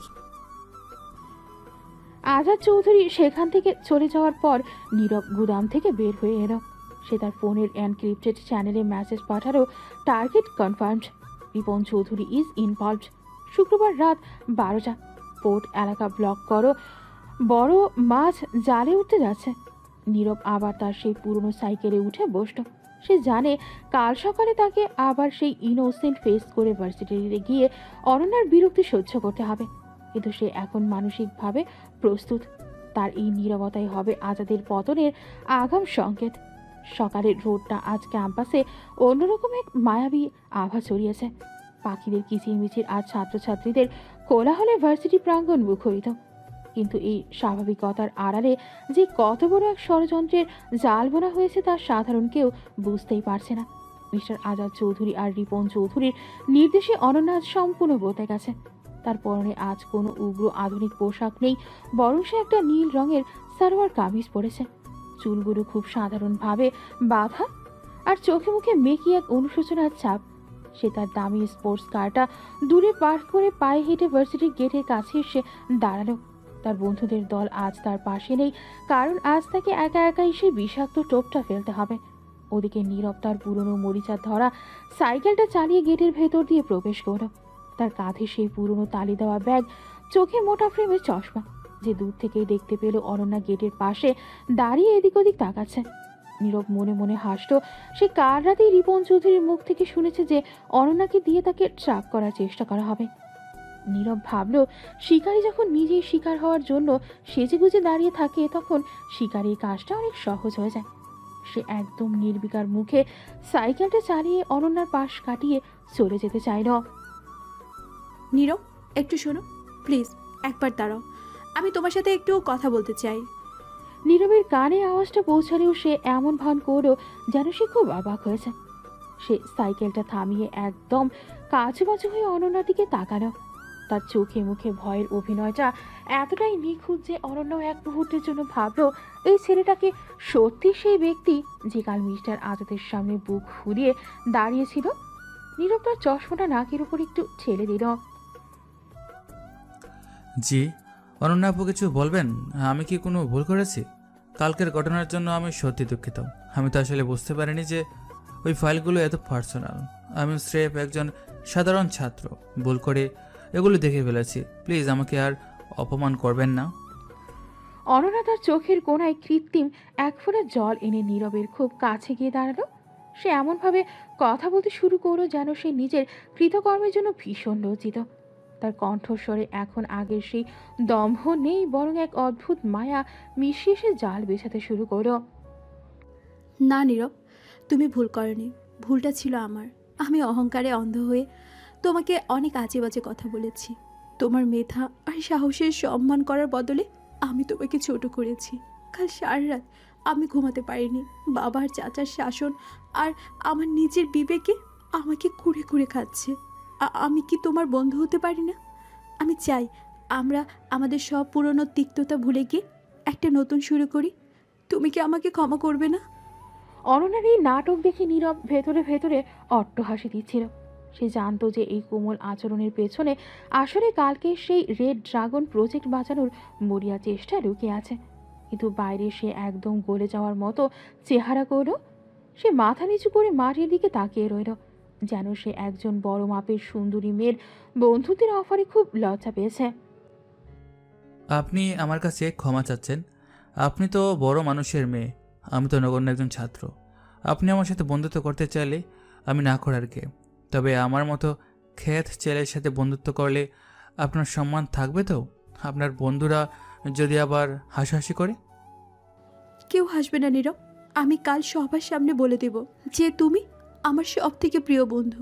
চলো আজ আমরা একসাথে লাইব্রেরিতে গিয়ে পড়াশোনা করি। আমি আসলে তোমার মতো মেধাবী হতে চাই। আমাকে কি একটু সাহায্য করবে?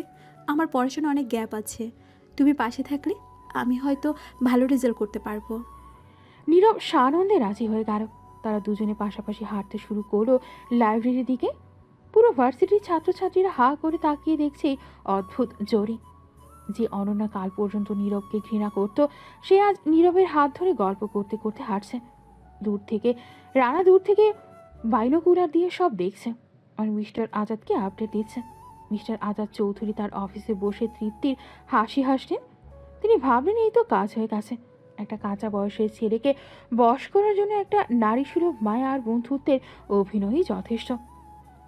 লাইব্রেরিতে গিয়ে অনন্যা বই খুলে বসলো ঠিকই, কিন্তু তার পুরো নজর ছিল নীরবের ওপর। সে চেষ্টা করছিল নীরবের ফোনের পাসওয়ার্ড বা তার অন্য কোনো গোপন তথ্য চুরি করতে, কিন্তু নীরব ছিল তার থেকেও অনেক বেশি ধূর্ত। সে এমন এক দামি ফোন টেবিলের উপর রাখলো যা দেখলে মনে হয় অতি সাধারণ।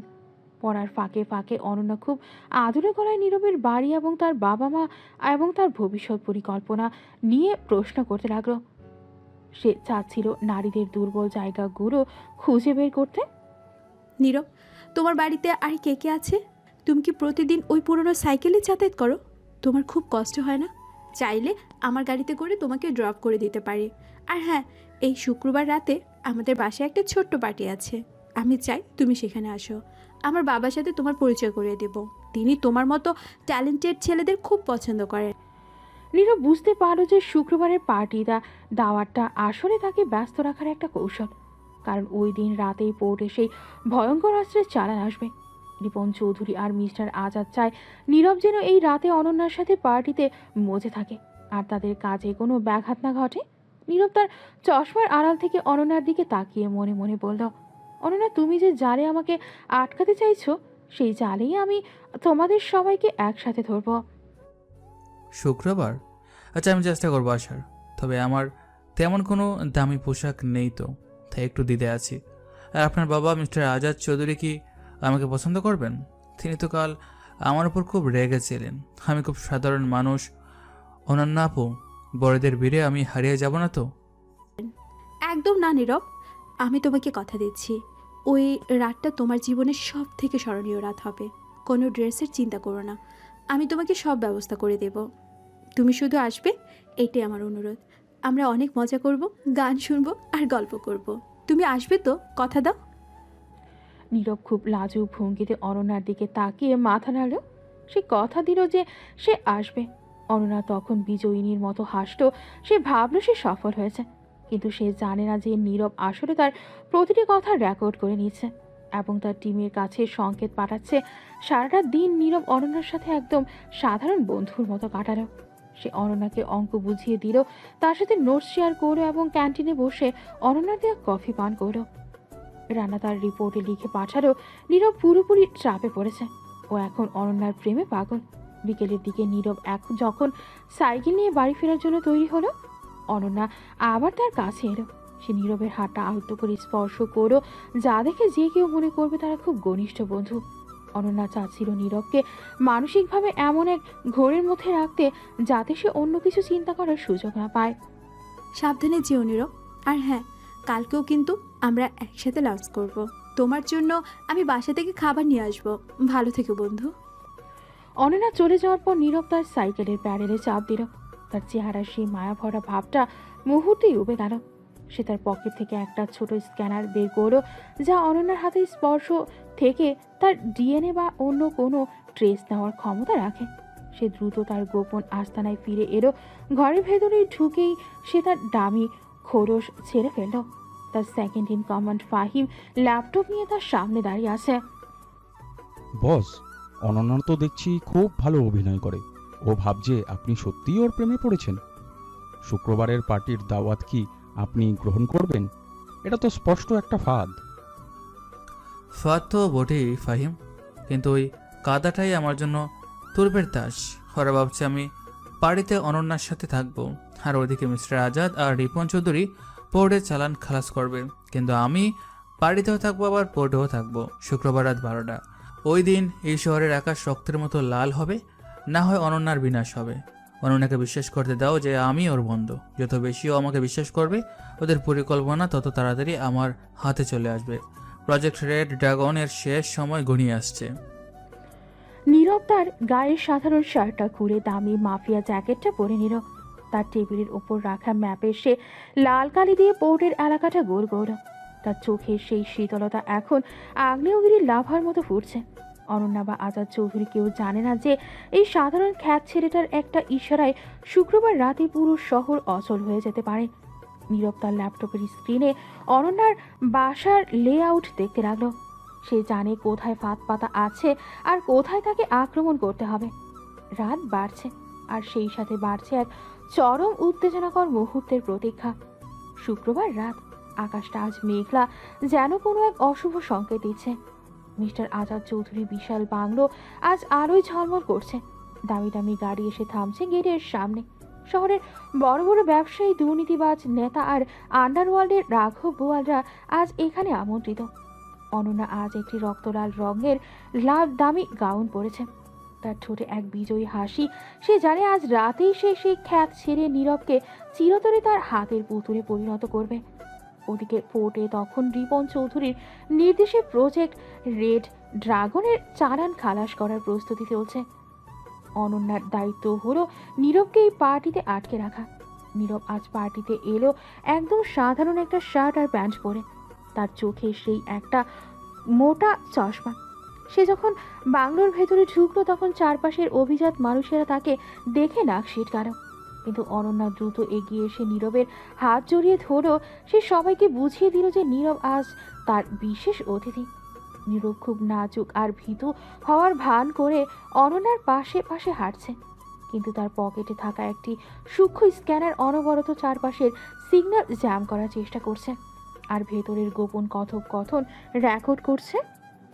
এসো নীরব, আজ তোমাকে আমার বাবার বিশেষ বন্ধুদের সাথে পরিচয় করে দেব। ভয় পেও না, আজ রাতটা শুধু তোমার আর আমার। এই দেখো ড্রিঙ্কস, একটু ট্রাই করো। নীরব খুব কাঁচুমাচু হয়ে জুসের গ্লাসটা হাতে নিল।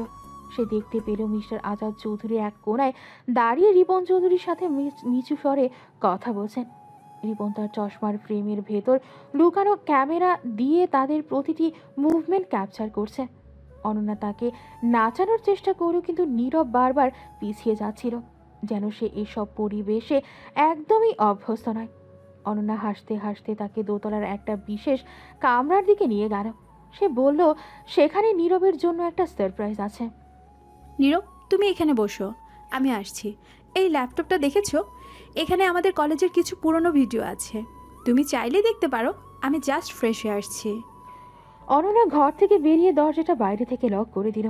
সে ভাবল নীরব এখন ল্যাপটপে ভিডিও দেখে মজে থাকবে, কিন্তু নীরব জানতো এটাই সেই সময়।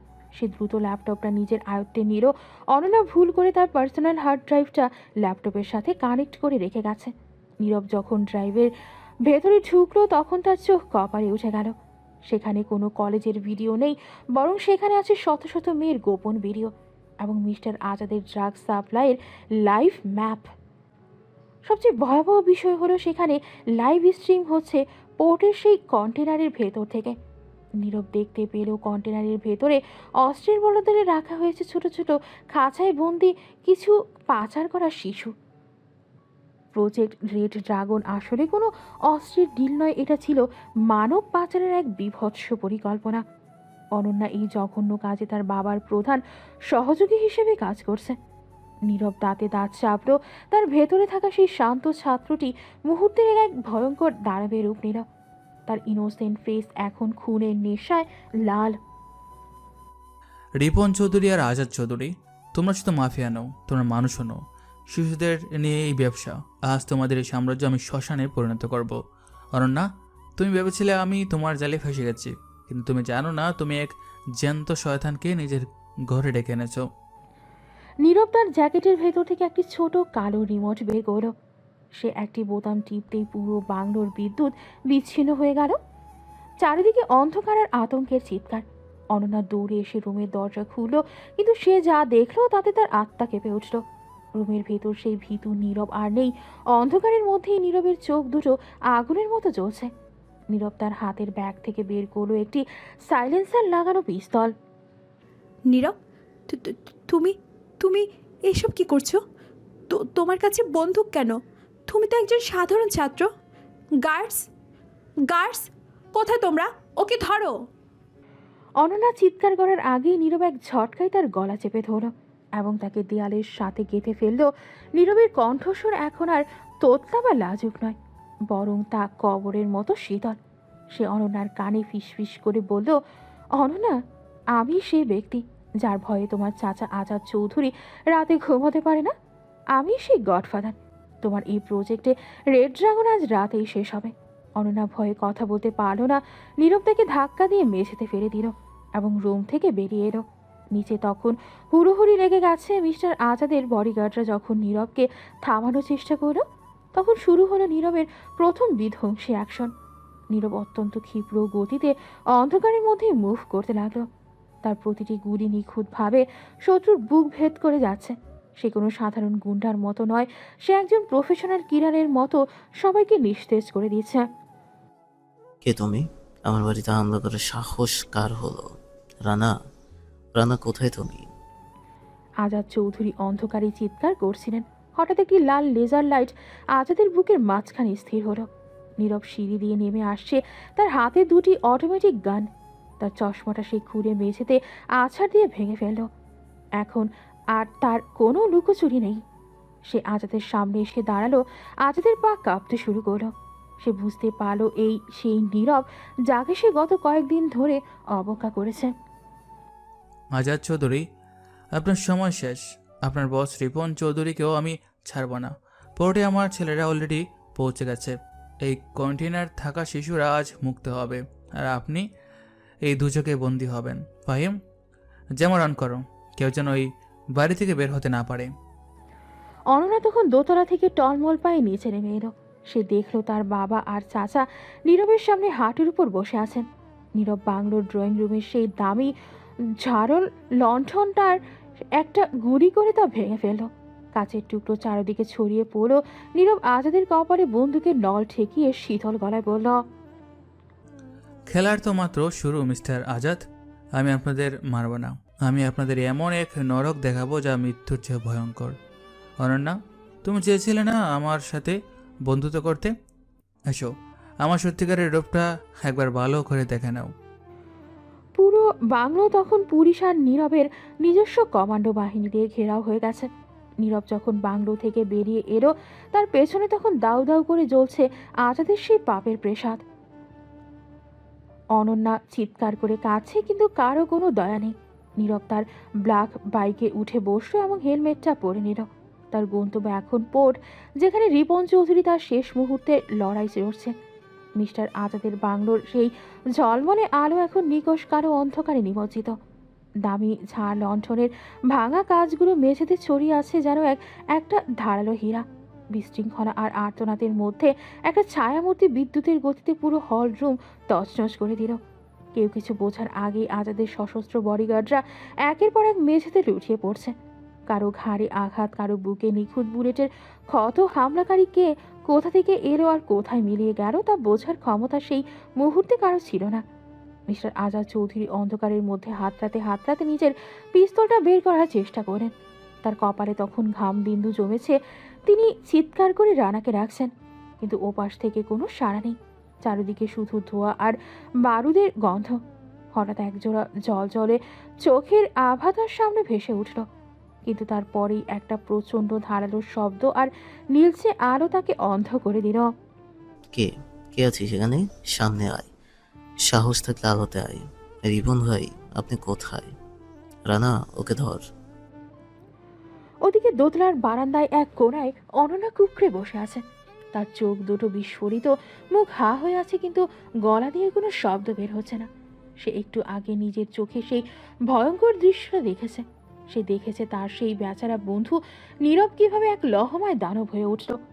কিন্তু সেই দৃশ্যটা দেখার সাথে সাথেই তার মগজে এক প্রচণ্ড শক লেগেছে। যখন নীরব তার গলা চেপে ধরেছিল এবং অন্ধকারের সেই দানবীয় রূপটা প্রকাশ করেছিল, অনন্যার মস্তিষ্ক সেই চরম আতঙ্ক সইতে না পেরে স্তব্ধ হয়ে গেছে। সে এখন ফ্যালফ্যাল করে অন্ধকারের দিকে তাকিয়ে আছে।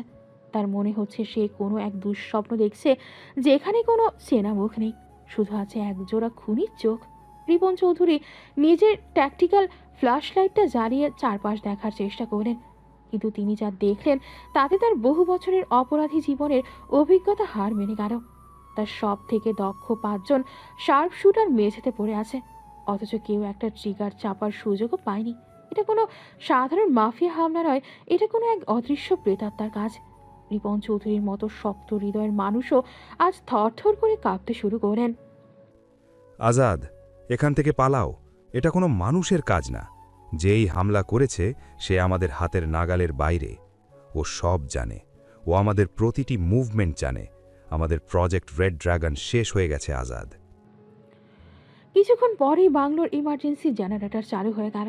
আলো ফিরে আসতেই দেখা গেল ধ্বংসলীলার বিভৎস চিত্র, কিন্তু সেখানে কোনো হামলাকারী নেই সেই খ্যাত ছেলে নীরব। ঘরের এক কোণায় নীরবের সেই ভাঙা চশমাটা পড়ে আছে ঠিকই, কিন্তু তা এখন কেবল এক টুকরো আবর্জনা। আজাদ চৌধুরী পাগলের মতো চারিদিকে তাকাচ্ছেন। তার সব অহংকার এখন ধুলোয় মিশে গেছে। তিনি সিঁড়ি দিয়ে দৌড়ে উপরে উঠলেন অনন্যার খোঁজে। অনন্যা, মা আমার, কথা বলো। তুমি কি কাউকে দেখেছ? কি ছিল সে? নীরব কোথায়? ওই ছেলেটা কি পালিয়ে গেছে? অনন্যা, তুমি কি আমাকে শুনতে পাচ্ছ? অনন্যা তার চাচার দিকে তাকালো, কিন্তু সেই চাহনিতে কোনো চেনা ভাব নেই। সে যেন তার বাবাকে চিনতেই পারছে না। সে শুধু বিড়বিড় করে কিছু একটা বলার চেষ্টা করছে, কিন্তু তার জিভ আড়ষ্ট হয়ে গেছে। তার মস্তিষ্ক সেই মুহূর্তের স্মৃতিটাকে পুরোপুরি ডিলিট করে দিয়েছে এক প্রচণ্ড ট্রমার কারণে। সে ভুলে গেছে নীরব কে ছিল, সে ভুলে গেছে একটু আগে কে তাকে দেয়ালের সাথে গেঁথে ধরেছিল। সে শুধু কাঁপছে আর বারবার দেয়ালের দিকে আঙুল দেখাচ্ছে। তার এই মানসিক অবস্থা দেখে আজাদ চৌধুরীর পায়ের নিচ থেকে মাটি সরে গেল। তার একমাত্র মেয়ে আর জীবন্ত লাশে পরিণত হয়েছে। রিপন চৌধুরী নিচে দাঁড়িয়ে রানার সাথে কথা বলছেন। রানা তখন মাত্র জ্ঞান ফিরে পেয়েছে, সেও কিছু বলতে পারছে না। তার ঘাড়ে এক বিশেষ ধরনের নার্ভ ইঞ্জেকশন দেওয়া হয়েছিল, যার কারণে সে সাময়িকভাবে পঙ্গু হয়ে গিয়েছিল। রানা, তুমি কি হামলাকারীকে দেখেছ? ও কি সেই নীরব ছিল? বস, আমি শুধু একটা ছায়া দেখেছি। সে বাতাসের মতো দ্রুত ছিল। আমি নীরবের কথা ভাবছিলাম, কিন্তু একজন সাধারণ ছাত্র কি এমন প্রফেশনাল কিলিং মুভ করতে পারে? এটা অসম্ভব। আমার মনে হয় অন্য কোনো বড় গ্যাং আমাদের উপর হামলা করেছে, যারা নীরবকে ঢাল হিসেবে ব্যবহার করছে। ঠিক সেই মুহূর্তে আজাদের ফোনে একটা আননোন নম্বর থেকে মেসেজ এলো।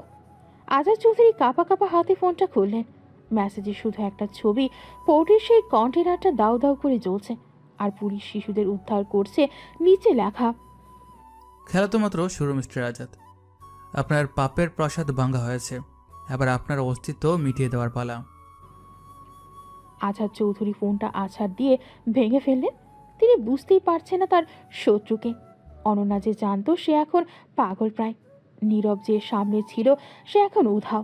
রিপন চৌধুরী বুঝতে পারেন এই শহরে এমন এক গডফাদারের উদয় হয়েছে, তার পরিচয় পাওয়া মানে মৃত্যু। তারা কেউ কল্পনাও করতে পারছে না যে এই মুহূর্তে নীরব তার সেই জরাজীর্ণ ঘরে ফিরে গেছে। সে তার গায়ের রক্তমাখা জ্যাকেটটা পুড়িয়ে ফেলল এবং আবার সেই ছেঁড়া শার্টটা পরে বই নিয়ে বসে পড়ল। তার চোখে সেই একই সাধারণ ইনোসেন্ট ভাব ফিরে এসেছে। মিস্টার আজাদ, আপনার মেয়ে এখন কিছু বলতে পারবে না। ও এখন নিজের আতঙ্কের ভেতরই বন্দী। আর আপনি এখন সারা জীবন এই ভয়ে কাটাবেন যে কখন সেই ছায়াটা আবার ফিরে আসবে। আমি তো আপনাদের মারব না, আমি আপনাদের তিল তিল করে শেষ করব। রিপন চৌধুরী, আপনার রেড ড্রাগন এখন আর ছাই। এবার আপনার আসল ডেরায় আমি আসছি। নীরব জানালার বাইরে তাকালো। বৃষ্টির একটা ঝাপটা তার মুখে লাগলো। সে জানে কাল সকালে তাকে আবার ভার্সিটিতে যেতে হবে। সবাই যখন অনন্যার বাড়ির এই হামলার খবর নিয়ে কানাকানি করবে, সে তখন সবচেয়ে বেশি অবাক হওয়ার ভান করবে। সে আবার সেই খ্যাত ছেলে হয়ে সবার করুণা করবে, কিন্তু তার মনের ভেতরে তখন জ্বলবে প্রতিশোধের সেই নীল আগুন, যা এই শহরকে এক নতুন দিনের দিকে নিয়ে যাবে। মাফিয়া গডফাদারের আসল পরিচয় এখন এক দুর্ভেদ্য রহস্য হয়ে গেল। গতরাতের সেই প্রলয়ঙ্কারী ঘটনার পর আজ ভার্সিটির আকাশ যেন একটু বেশি থমথমে। ক্যাম্পাসে পা রাখতে সবার মুখে শুধু একটাই আলোচনা, মিস্টার আজাদ চৌধুরীর বাংলোয় অজ্ঞাত পরিচয় সন্ত্রাসীদের হামলা। কেউ বলছে ডাকাতি, কেউ বলছে রাজনৈতিক শত্রুতা, কিন্তু আসল সত্যটা সেই ধ্বংসস্তূপের নিচে চাপা পড়ে আছে। নীরব আজ ঠিক সময়ে ভার্সিটিতে এলো। তার পরনের সেই অতি সাধারণ ঢিলে ঢালা শার্ট, চোখে সেই মোটা ফ্রেমের চশমা আর কাঁধে জীর্ণ ব্যাগ। সে অত্যন্ত স্বাভাবিক ভঙ্গিতে সাইকেলটা স্ট্যান্ডে রেখে করিডোর দিয়ে হাঁটতে শুরু করল। তার চেহারায় এক বিন্দু দুশ্চিন্তা নিয়েই যেন গতরাতে সে শান্তিতে ঘুমিয়েছে। করিডোরের মাথায় অনন্যা দাঁড়িয়েছিল তার বন্ধুদের সাথে, কিন্তু আজকের অনন্যাকে চেনা দেয়। তার চোখ মুখ বসা, ঠোঁট কাঁপছে, আর সে বারবার নিজের চারপাশটা দেখছে, যেন কেউ তাকে অন্ধকার থেকে টেনে নিয়ে যাবে। ঠিক সেই সময় নীরব তাদের সামনে দিয়ে যেতে লাগলো। নীরবকে দেখা মাত্রই অনন্যার পুরো শরীর বরফের মতো জমে গেল। তার হৃৎপিণ্ড যেন গলার কাছে চলে এসেছে। কিরে অনন্যা, তুই এইভাবে কাঁপছিস কেন? কাল রাতে তোর বাড়িতে নাকি খুব ঝামেলা হয়েছে শুনলাম, কিন্তু তুই তো বাঘিনী। তুই এসব ছোটখাটো ঝামেলায় ভয় পাওয়ার মেয়ে নস। আর এই দেখ, তোর সে চিরশত্রু খ্যাত নীরব যাচ্ছে। যা, আজকে ওকে একটু ধোলাই দে, মন ভালো হয়ে যাবে। হ্যাঁ অনন্যা, কাল তো তুই ওর সাথে বেশ মাখামাখি করছিলি, আজ কি হলো? নীরবকে দেখে মনে হচ্ছে তুই ভূত দেখছিস। নীরব, এই যে মিস্টার ভিলেজ বয়, দাঁড়াও, দেখছো না অনন্যা তোমার জন্য পথ চেয়ে দাঁড়িয়ে আছে? নীরব থমকে দাঁড়ালো। সে অত্যন্ত নিরীহভাবে অনন্যার দিকে তাকালো। তার চোখে সেই চশমার আড়ালে থাকা স্থিরতা অনন্যাকে তিলে তিলে শেষ করে দিচ্ছে। অনন্যা যখনই নীরবের চোখের দিকে তাকাচ্ছে, তার মনে পড়ছে সেই অন্ধকার ঘরের দৃশ্য, সেই শীতল কণ্ঠস্বর, আমি সেই গডফাদার। কিন্তু পরক্ষণে তার মস্তিষ্ক সব ঘুরিয়ে ফেলছে। সে শুধু বুঝতে পারছে এই ছেলেটা ভয়ঙ্কর, কিন্তু কেন ভয়ঙ্কর তা সে গুছিয়ে বলতে পারছে না। অনন্যা আপু, আপনি ভালো আছেন তো? কাল রাতে আপনার বাসায় তো অনেক পুলিশ দেখলাম। আমি খুব দুশ্চিন্তায় ছিলাম আপনার জন্য। আপনি কি সুস্থ আছেন? আপনার মুখটা খুব ফ্যাকাশে লাগছে, কিছু কি হয়েছে? না না, তুমি তুমি আমার থেকে দূরে থাকো প্লিজ। আমার সামনে আসবে না। আবির, ওকে সরাও এখান থেকে। ও ও সাধারণ কেউ না, ও খুব ভয়ঙ্কর। অনন্যার চিৎকার শুনে চারপাশের সবাই থমকে গেল। আবির আর ফাহাদ একে অপরের মুখের দিকে তাকিয়ে অট্টহাসিতে ফেটে পড়ল। তারা ভাবতেই পারছে না যে এই ভীতু নীরবকে দেখে অনন্যা ভয় পেতে পারে। অনন্যা, তুই কি পাগল হয়ে গেলি নাকি? এই পুতু পুতু টাইপ ছেলেটা ভয়ঙ্কর। ও বড় জোরে একটা আরশোলা দেখে ভয় পেতে পারে। তুই কি কাল রাতের ভয়ে উল্টোপাল্টা বকছিস? কিরে নীরব, তুই কি আমাদের অনন্যাকে কোনো তাবিজ করেছিস নাকি? ও তোকে দেখে এমন করছে কেন? তুই যেন জমদূত। ঠিকই তো। অনন্যা, তুই তো ওকে প্রতিদিন জুতো পরিষ্কার করার কথা বলতিস। আজ কি হলো? তুই তো ওকে বাঘের মতো অ্যাটাক করতিস, প্রতি পদে ছোট করতিস, আর এখন ওকে দেখে তুই কুকড়ে যাচ্ছিস। এটা কি কোনো নতুন নাটক? আমাদের সাথে প্র্যাঙ্ক করছিস না তো? সত্যি অনন্যা, তোর এই পরিবর্তনটা একদমই মানা যাচ্ছে না। এই যে নীরব, তুমি কি ওকে কিছু বলেছো নাকি ওর বাসায় কাল যা হয়েছে তাতে ওর মাথাটা একটু বিগড়ে গেছে? অনন্যা, তুই এমন নীরব হয়ে গেলি কেন? তোর সেই দাপট কোথায় গেল? একটা আনস্মার্ট ছেলেকে দেখে তুই কাঁপছিস। এটা যদি তোর বাবা শোনে তবে তো উনিও হাসবেন। অনন্যা কোনো উত্তর দিতে পারল না। সে শুধু দেখছে নীরব তার দিকে তাকিয়ে এক রহস্যময় হাসি দিচ্ছে। সেই হাসিটা সাধারণ কেউ দেখলে মনে করবে সহমর্মিতার হাসি, কিন্তু অনন্যা যেখানে দেখছে নিজের মৃত্যুদণ্ড। সে পেছাতে পেছাতে দেয়ালের সাথে মিশে গেল। তার কপালে বিন্দু বিন্দু ঘাম জমেছে। সে বলতে চাইছে, এই ছেলেটাই কাল রাতে আমার গলা চেপে ধরেছিল, এই ছেলেটাই আমার বাবাকে নাস্তানাবুদ করেছে, কিন্তু তার জিভ যেন পাথরের মতো ভারী হয়ে আছে। আমি ক্লাসে যাচ্ছি, আমাকে একা থাকতে দাও। নীরব, তুমি আমার কাছে আসবে না, তোমাদের বলছি। ওর থেকে দূরে থাকো, ও মানুষ না। অনন্যা প্রায় দৌড়ে সেখান থেকে পালিয়ে গেল। আবির তার তানিয়া অবাক হয়ে নীরবের দিকে তাকিয়ে রইল। নীরব তখন খুব অসহায় একটা চেহারা বানিয়ে দীর্ঘশ্বাস ফেলল। আবির ভাই, আমি জানি না অনন্যা আপু কেন এমন করছেন। আমি তো ওনাকে কাল পড়ার নোটস দিয়েছিলাম। হয়তো কালকের ঘটনায় উনি খুব ট্রমার মধ্যে আছেন। আপনারা প্লিজ ওনাকে একটু দেখবেন। আমি লাইব্রেরিতে যাচ্ছি, আজকে অনেক পড়া জমে আছে। যা পড়াশোনা কর। তোকে নিয়ে যে অনন্যা কেন ভয় পাচ্ছে সেটা একটা রহস্য। তবে মনে রাখিস নীরব, অনন্যার মাথা ঠিক হলে ও কিন্তু তোকে আবার সেই আগের মতোই খ্যাত বানিয়ে ছাড়বে।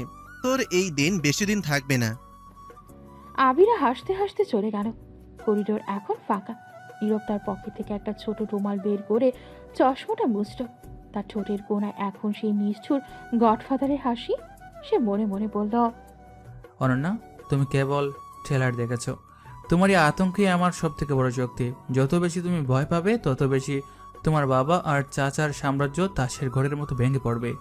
তুমি কাউকে কিছু বলতে পারবে না, কারণ তোমার মস্তিষ্ক তোমাকে সেই অনুমতি দেবে না। নীরব ক্লাসের দিকে পা বাড়ালো। সে জানে মিস্টার আজাদ চৌধুরী এখন পাগলের মতো সেই অজ্ঞাত হামলাকারীকে খুঁজছেন, কিন্তু তিনি যাকে খুঁজছেন সে এখন তার মেয়ের ঠিক পাশেই বসে ইকোনমিক্সের লেকচার শুনছেন। নীরবের প্রতিটি পদক্ষেপ এখন সুপরিকল্পিত। সে শুধু অপেক্ষা করছে রিপন চৌধুরীর পরবর্তী চালের জন্য, কারণ রিপন চৌধুরী যখনই ময়দানে নামবেন তখনই নীরব তার শেষ কামড়টা দেবে। আবির, তানিয়া, তোমরা তৈরি থাকো। অনন্যার পর এবার তোমাদের পালা। তোমরা যারা আমাকে ছোট করে আনন্দ পেতে, তোমাদের সেই আনন্দের দিনগুলো ফুরিয়ে এসেছে। এই ভার্সিটি এখন আমার ধাবার চক, আর তোমরা সবাই আমার হাতের এক একটা ঘুঁটি। নীরব ক্লাসে ঢুকে একদম পেছনের বেঞ্চে বসলো। অনন্যার সামনের বেঞ্চে বসে থরথর করে কাঁপছে আর বারবার ঘাড় ঘুরিয়ে পেছনে দেখছে। নীরব তার বইটা খুলল এবং খাতার পাতায় মিস্টার আজাদের নামের উপর একটা কালো দাগ টেনে দিল। তার এই নীরবতায় এখন এই শহরের সব থেকে বড় গর্জন হয়ে উঠতে যাচ্ছে। মিস্টার আজাদ চৌধুরী বিশাল ড্রয়িং রুমে আজ শ্মশানের নীরবতা। অনন্যা এক কোনায় সোফায় গুটিসুটি মেরে বসে আছে। তার চোখে মুখে রাজ্যের বীর আতঙ্ক। সে কারোর সাথে কথা বলছে না, এমনকি তার প্রিয় চা বা খাবারও ছুঁয়ে দেখছে না। তার বাবা মিস্টার আমিন চৌধুরী আর চাচা আজাদ চৌধুরী তার সামনে দাঁড়িয়ে। আজাদ চৌধুরীর অভিজ্ঞ চোখ বুঝতে পারছে অনন্যা যা দেখেছে তা সাধারণ কোনো ডাকাত বা চোরের কাজ নয়। তার সন্দেহটা এখন তীরের মতো একজনের দিকে ধাবিত হচ্ছে, সেই সাধারণ দেখতে ছেলেটা নীরব। অনন্যা, মা আমার দিকে তাকাও, আমায় বলো, কাল রাতে যখন আলো নিভে গেল তখন তুমি কার মুখ দেখেছিলে? ওই নীরব কি ওখানে ছিল? ও কি তোমাকে কিছু বলেছে? অনন্যা তার চাচার কণ্ঠ শুনে কেঁপে উঠল। সে শুধু ফিস করে বলতে লাগলো, অন্ধকার, একজন আগুনের চোখ, সে মানুষ না, সে শয়তান। অনন্যার এই অসংলগ্ন কথা শুনে আজাদ চৌধুরীর চোয়াল শক্ত হয়ে এলো। তিনি তার রিভলভারটা টেবিলের উপর রাখলেন। আমজাদ ভাই, আপনি কি সত্যি ভাবছেন ওই খ্যাত ছেলেটা এসব করতে পারে? ও তো একটা গরিব ছাত্র, ওর তো বন্দুক চালানোর জোর থাকার কথা না। আমাদের সিকিউরিটি অনেক টাইট ছিল, ও ভেতরে ঢুকলো কিভাবে? আমিন, তুমি রাজনীতি বোঝো কিন্তু শত্রু চেনো না। ওই ছেলেটা যেদিন আমার সামনে দাঁড়িয়ে ব্যাপার ওয়েট নিয়ে কথা বলেছিল, সেদিন আমার খটকা লেগেছিল। সাধারণ ছেলেরও ভয় পায়, ও ভয় পায়নি। রানা, রানা এদিকে এসো। রানা ল্যাংচাতে রুমে ঢুকলো।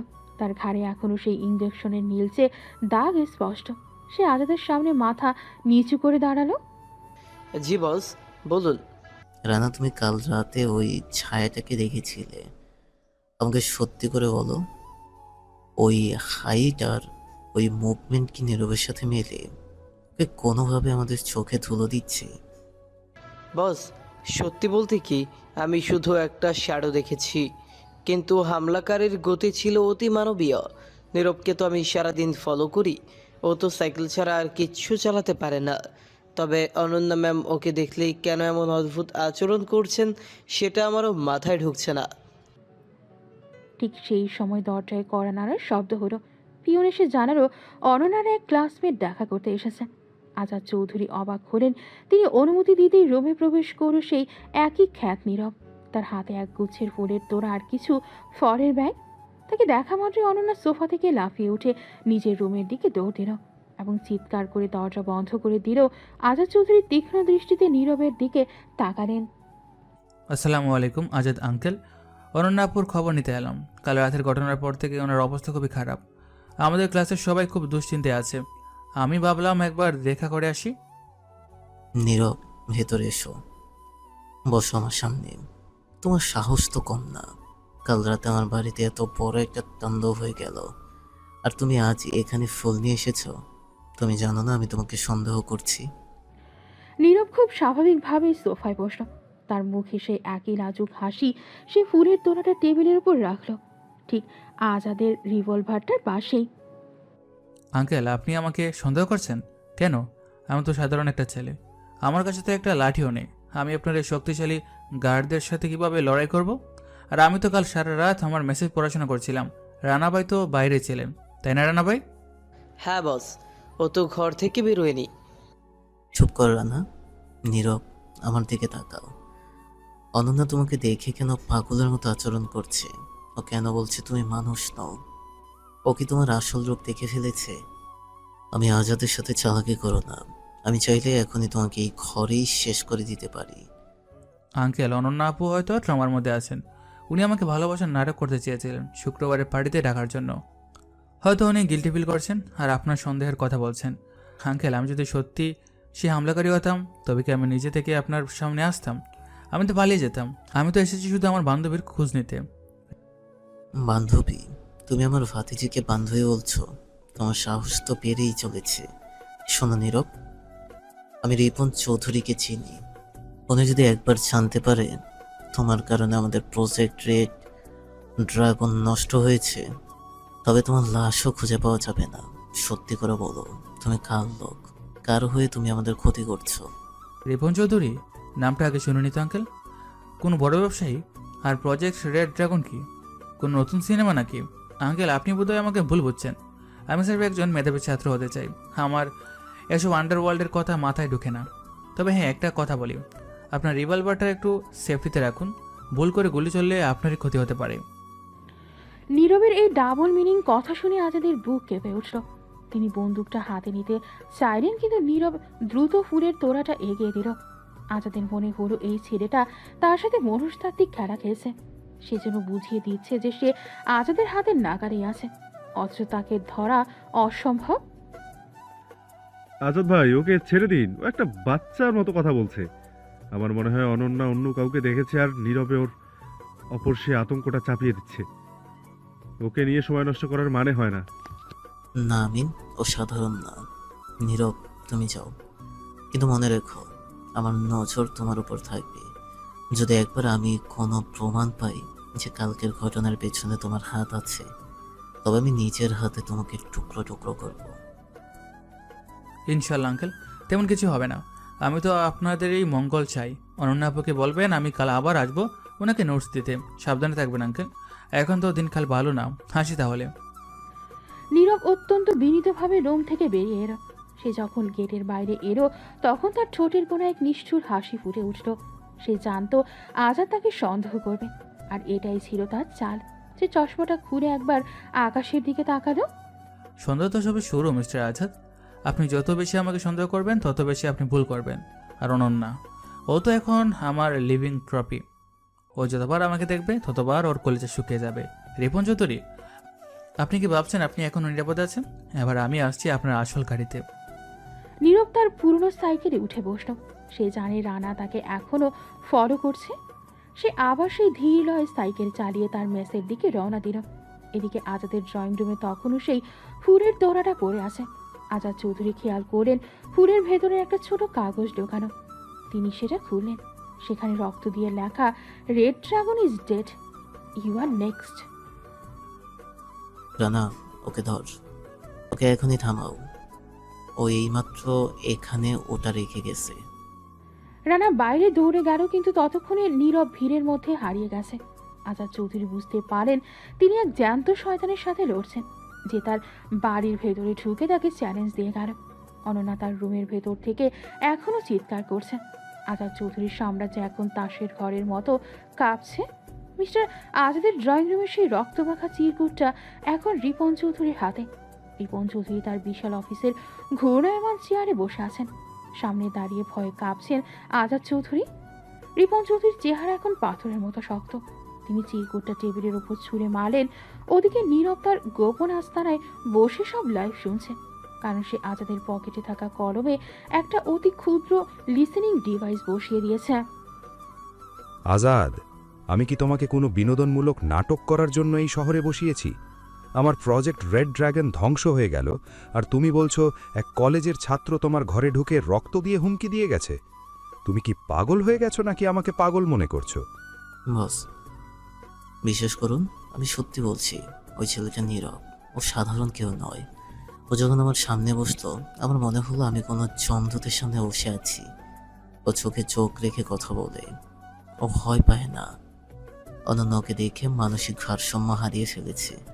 ওকে আন্ডার কভার কোনো এজেন্ট হতে পারে না। এজেন্ট? যদি সে এজেন্ট হতো তবে সে তোমাকে অ্যারেস্ট করত, এভাবে ভয় দেখাতো না। এই স্টাইলটা কোনো প্রফেশনাল গডফাদারের। কেউ আমাদের সাম্রাজ্য দখল করতে চাইছে, আর তুমি বলছো ও সাইকেল চালিয়ে কলেজে যায়? রানা, তুমি কি এখনো ওই গাধার মতো নীরবকে ফলো করছো? জি বস, ও এখন মেসের ছাদে কাপড় শুকাতে দিচ্ছে। একদম সাধারণ গরিব ঘরের ছেলের মতো বালতি হাতে নিয়ে ঘুরছে। ওর মধ্যে কোনো অস্বাভাবিকতা নেই। কিন্তু কাল রাতেও যখন আজাদ সাহেবের ড্রয়িং রুমে ঢুকলো তখন সিসিটিভি ক্যামেরাগুলো কেন জানি হঠাৎ ব্ল্যাকআউট হয়ে গিয়েছিল। এটা কোনো সাধারণ ছাত্রের কাজ হতে পারে না। হ্যাঁ, সিসিটিভি ব্ল্যাকআউট, তার মানে ওর কাছে জ্যামার আছে। আজাদ, তুমি আজই ওকে তুলে নিয়ে এসো। আমি নিজে ওর চামড়া ছাড়িয়ে দেখতে চাই ওর ভেতরে কি আছে। যদি ও মাফিয়া হয় তবে ওকে আমার পায়ের নিচে শেষ করব, আর যদি ও সাধারণ কেউ হয় তবে ওকেও মারব, শুধু এই চিরকুটটা লেখার অপরাধে। ওদিকে নীরব তার হেডফোনে সব শুনে মৃদু হাসল। সে তার সেকেন্ড ইন কমান্ড ফাহিমকে ইশারা করল। ফাহিম ল্যাপটপে রিপন চৌধুরীর লোকেশন ট্র্যাক করছে। ফাহিম, বুড়ো শিয়ালগুলো ফুসছে, ওরা আমাকে তুলে আনতে লোক পাঠাচ্ছে। ভালো, আমি চাই ওরা আমাকে ওদের ডেরা নিয়ে যাক। রিপন চৌধুরীকে সশরীরে দেখার এটাই সুবর্ণ সুযোগ। বস, এটা অনেক বড় রিস্ক। রিপন চৌধুরীর প্রাইভেট টর্চার সেল থেকে কেউ আজ পর্যন্ত জ্যান্ত ফেরেনি। আপনি কি সত্যি ধরা দেবেন? বাঘকে ধরতে হলে নিজেকে একটু বানাতে হয় ফাহিম। ওরা ভাবছে ওরা আমাকে কিডন্যাপ করবে। ওরা আসলে জানে না যে ওরা আসলে জমদূতকে দাওয়াত দিয়ে নিজেদের গড়ে নিয়ে যাচ্ছে।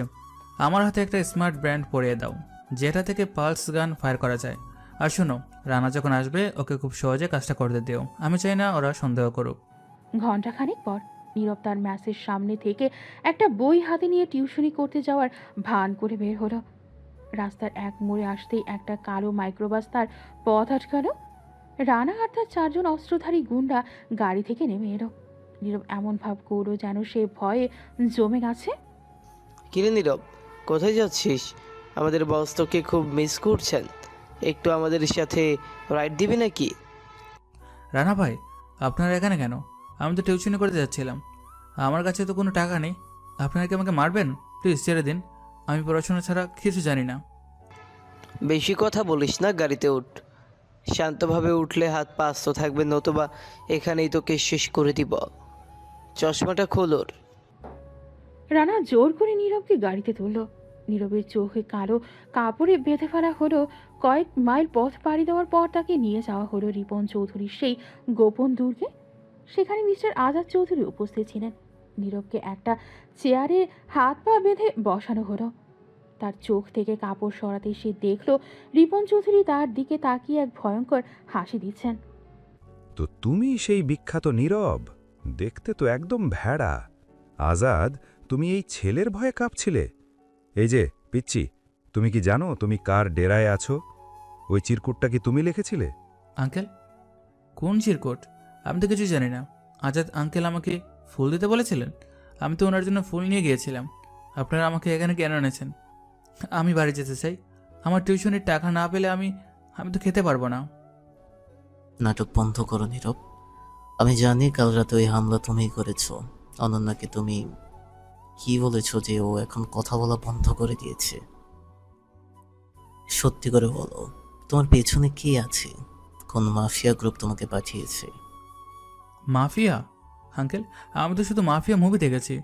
আমি কি মাফিয়া হতে পারি? আপনারা ভুল করছেন। অনন্যা আপু হয়তো আমাকে পছন্দ করেন না, তাই উনি এমন করেছেন। আমি তো ওনার বন্ধু হতে চেয়েছিলাম। অনেক হয়েছে রানা, এর নখগুলো উপড়ে ফেলো। দেখি ওর চিৎকার কতক্ষণ চাপা থাকে। আজাদের সামনে যেমন বুক ফুলিয়ে কথা বলেছিলে, এখন বলো তো দেখি। রানা একটা প্লাস নিয়ে নীরবের দিকে এগোতে লাগলো। নীরবের মুখে তখনও সেই ইনোসেন্ট ভীতি। কিন্তু রানা যখনই নীরবের হাত ধরতে গেল, নীরবের চোখ মুহূর্তেই বদলে গেল। চশমাহীন সেই চোখ দুটো এখন যেন আগুনের গোলা। রিপন চৌধুরী, আপনার নখ উপড়ানোর শখ আছে জানি, কিন্তু আপনি কি জানেন আপনার এই দুর্গের প্রতিটি কোণায় আমার কমান্ডোরা অলরেডি পজিশন নিয়ে নিয়েছে? আপনি ভাবছেন আপনি আমাকে ধরেছেন? না, আমি আপনাকে ধরেছি। কি বললে? তোমার সাহস তো! রানা, ওকে মারো। কিন্তু রানা ট্রিগার চাপার আগেই নীরবের হাতে সেই স্মার্ট ব্যান্ড থেকে একটা হাই ফ্রিকোয়েন্সি পালস বের হলো, যা রানার বন্দুকটাকে হাত থেকে ছিটকে দিল। ঠিক সেই সময় দুর্গের দরজাগুলো ভেঙে ভেতরে ঢুকলো নীরবের সশস্ত্র কমান্ডো টিম। তাদের সবার গায়ে কালো জ্যাকেট আর বুকে কিংয়ের লোগো। রিপন চৌধুরী আর আজাদ চৌধুরী কিং কর্তব্য বিমূঢ় হয়ে দাঁড়িয়ে রইলেন। রানা ভাই, নখ উপড়ানোটা পরে হবে। আগে আমার পরিচয়টা শুনে নিন। আন্ডারওয়ার্ল্ডের সবাই আমাকে কিং নামে চেনে। মিস্টার আজাদ, আপনার রেড ড্রাগন প্রজেক্টের বায়ার কিন্তু আমি ছিলাম। আমি স্রেফ দেখতে চেয়েছিলাম আপনি কত বড় বিশ্বাসঘাতক। রিপন চৌধুরী, আপনার আন্তর্জাতিক রুটগুলো আজ থেকে আমার দখলে। কিং? তুমি সেই কিং? এটা অসম্ভব। তুমি তো একটা কলেজের ছাত্র। ছদ্মবেশ তো সবাই পড়ে রিপন সাহেব। আপনি ভদ্র ব্যবসায়ী ছদ্মবেশ পড়েন, আর আমি খ্যাত ছাত্রের। তবে পার্থক্য হলো আমার ছদ্মবেশের নিচে থাকে ন্যায় বেচার, আর আপনার নিচে থাকে শিশুদের রক্ত।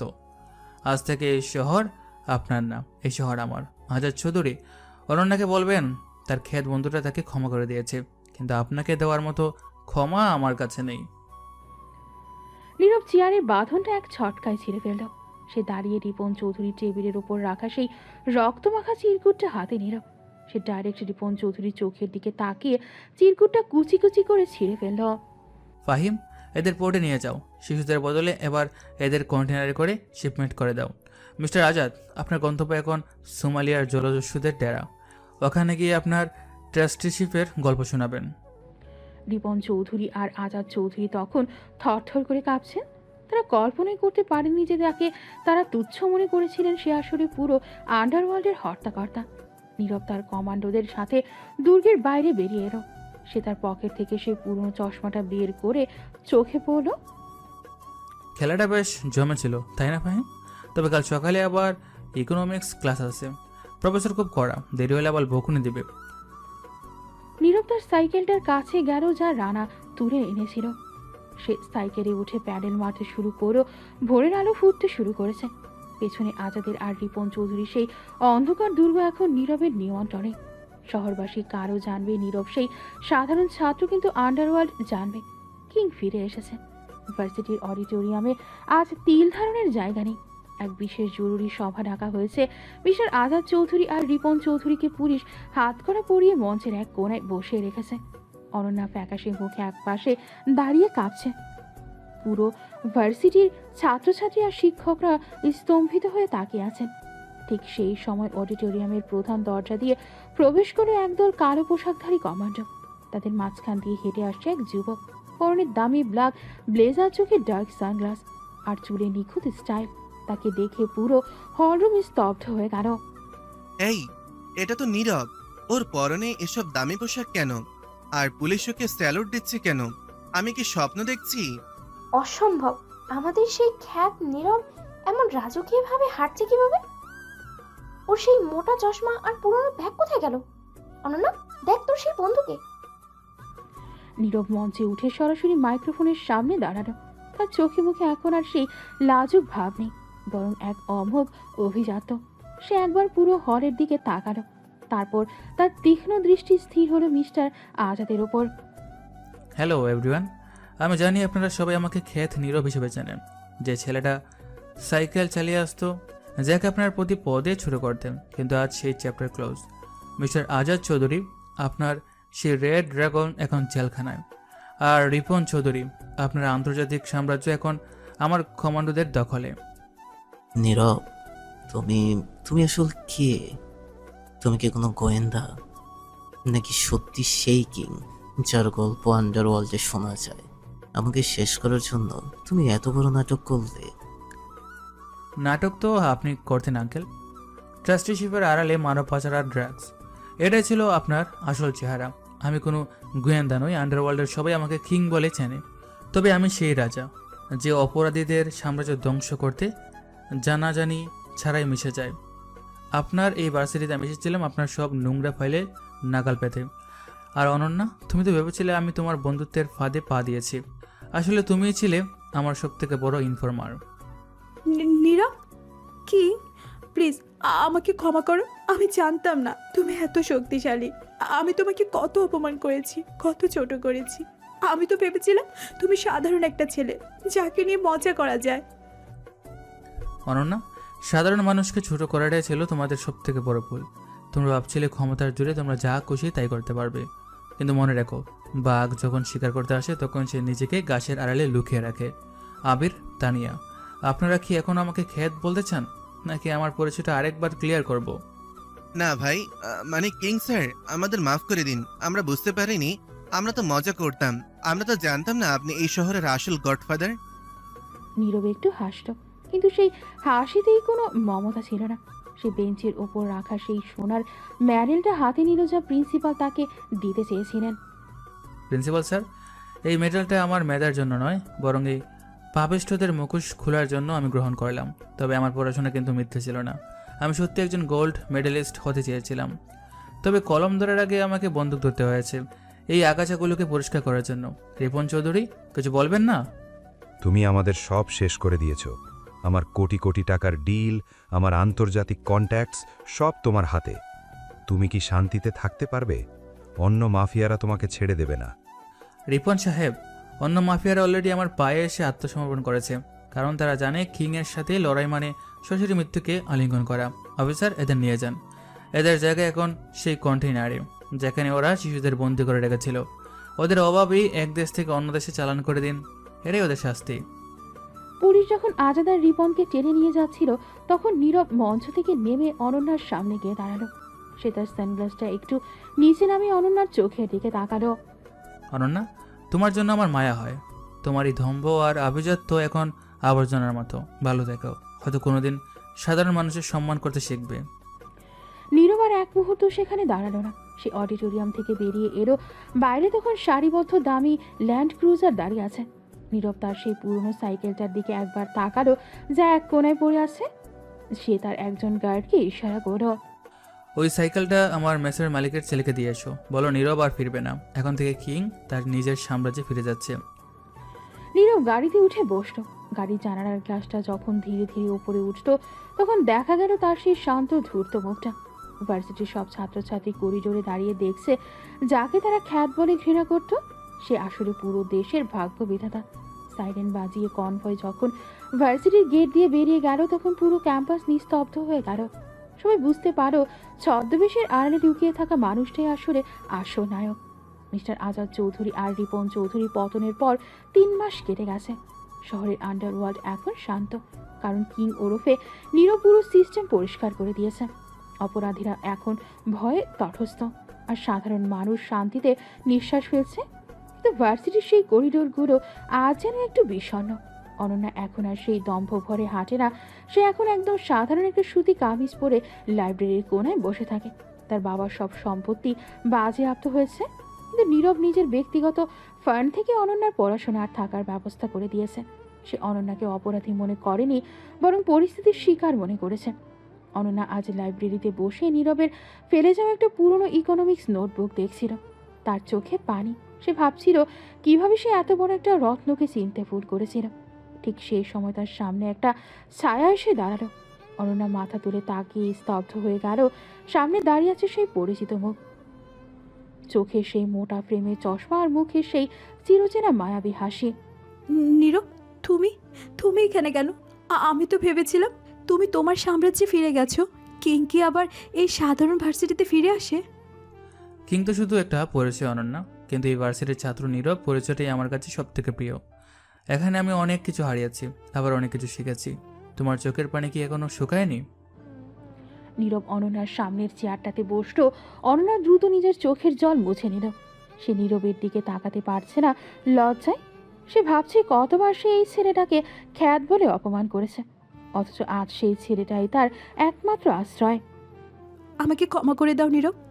আমি জানি ক্ষমা শব্দটা খুব ছোট। আমি তোমার সাথে যা করেছি তার জন্য আমার মরে যাওয়া উচিত ছিল, কিন্তু তুমি আমাকে বাঁচিয়ে রাখোনি, আমার সম্মান রক্ষা করেছো। কেন করলে এমন? আমি তো তোমার শত্রু ছিলাম। শত্রু তো তারা যারা শিশুদের পাচার করত, যারা ড্রাগসের ব্যবসা করত। তুমি তো ছিলে একটা জেদি আর নাচুরবান্ধা মেয়ে, যে নিজের আভিজাত্যের আড়ালে আসল পৃথিবীকে চিনত না। আমি তোমাকে সেই অন্ধকার ঘর থেকে বের করে আনতে চেয়েছিলাম অনন্যা। তোমার চোখের ওই আতঙ্ক আমি মুছতে চেয়েছিলাম। তুমি কি এখনো আমাকে ঘৃণা করো? আমার তো এখন কিছুই নেই, না আছে ক্ষমতা, না আছে সেই দামি গাড়ি। আমি এখন সত্যি খুব সাধারণ একটা মেয়ে। ক্ষমতা তো আজ আছে কাল নেই, কিন্তু মানুষের মনটাই আসল। আমি সেই খ্যাত নীরব হয়েই থাকতে চাই যদি তুমি আমার পাশে থাকো। আমি আমার আন্ডারওয়ার্ল্ডের সাম্রাজ্য আমার বিশ্বস্ত লোকদের দিয়ে দিয়েছি। এখন আমি শুধু একজন পিএইচডি স্টুডেন্ট হতে চাই। তুমি কি আমাকে সাহায্য করবে? অনন্যা অবাক হয়ে নীরবের দিকে তাকালো। সে বিশ্বাসই করতে পারছে না যে দেশের সব থেকে শক্তিশালী মানুষরা তার সামনে বসে বন্ধুত্বের হাত বাড়িয়ে দিচ্ছে। অনন্যা কাঁপা কাঁপা হাতে নীরবের হাতটা স্পর্শ করো। এবার আর কোনো নাটক নেই, কোনো চাপ নেই, আছে শুধু অকৃত্রিম ভালোবাসার সম্মান। আমি সারা জীবন তোমার পাশে থাকতে চাই নীরব। তুমি কিং হও বা সাধারণ ছাত্র, আমার কাছে তুমি শুধু আমার নীরব। আমি কথা দিচ্ছি, আমি নিজেকে বদলে ফেলবো। আমরা কি একটা নতুন শুরু করতে পারি? অবশ্যই। চলো, বাইরের রুটটা খুব সুন্দর। আজ আমরা কোনো দামি গাড়িতে নয়, আমার সেই পুরনো সাইকেলে করে শহরটা ঘুরবো। তোমার কোনো আপত্তি নেই তো? একদম না, ওই সাইকোটাই তো আমাদের পরিচয়ের সাক্ষী। চলো, আজ আমি তোমার সেই খ্যাত বন্ধু হয়ে ঘুরবো। নীরব আর অনন্যা হাত ধরাধরি করে লাইব্রেরি থেকে বেরিয়ে এলো। করিডোরে থাকা আবির তানিয়ারা অবাক হয়ে দেখল, যাকে তারা তাচ্ছিল্য করত সেই ছেলেই আজ অনন্যার জীবনের নায়ক। কিন্তু নীরব কারো দিকে তাকালো না। সে অনন্যাকে নিয়ে সাইকেলের পেছনে বসালো। অনন্যা খুব শক্ত করে নীরবের কোমর জড়িয়ে ধরো। সাইকেলটা যখন ভার্সিটির গেট দিয়ে বেরিয়ে গেল তখন আর কারো মনে কোনো ঘৃণা ছিল না। সবাই শুধু একজোড়া সুখী মানুষের চলে যাওয়া দেখল। অনন্যা, একটা কথা মনে রেখো, ক্ষমতার চেয়ে বড় হলো ক্ষমা, আর আভিজাত্যের চেয়ে বড় হলো ভালোবাসা।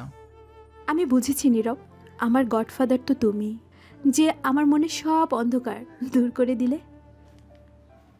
বিকেলের পরন্ত রোদে সাইকেলটা রাস্তার ভিড়ে মিশে গেল। দুজনের জীবনের শুরুটা এভাবে, দুজনের জীবনের শুরুটাই হয়তো এখান থেকে সুন্দর একটা গতি নীরব। হয়তো ভালোবাসার শুরুটা এখান থেকে হলো, কারণ সম্পর্কটা টিকিয়ে রাখার জন্য ভালোবাসার পাশাপাশি বিশ্বাসটাও জরুরি, যেটা দুজনের প্রতি তৈরি হয়ে গিয়েছে। নীরবের মতো একজন কিং, যে কিনা কখনো কারো পরোয়া করেনি, সেই কিং অনন্যার মতো অহংকারী জেদি মেয়েটার মনের সকল অন্ধকার দূর করে তাকেও আলোর পথ দেখিয়েছে। ভালোবাসায় হয়তো বা এমনটাই, যে কাউকে পরিবর্তন করতে সক্ষম, একজনকে অন্ধকার থেকে আলোতে নিয়ে আসতে পারে, আবার আরেকজনকে আলো থেকে তার জীবন অন্ধকারে ডুবিয়ে দিতে পারে। সমাপ্ত।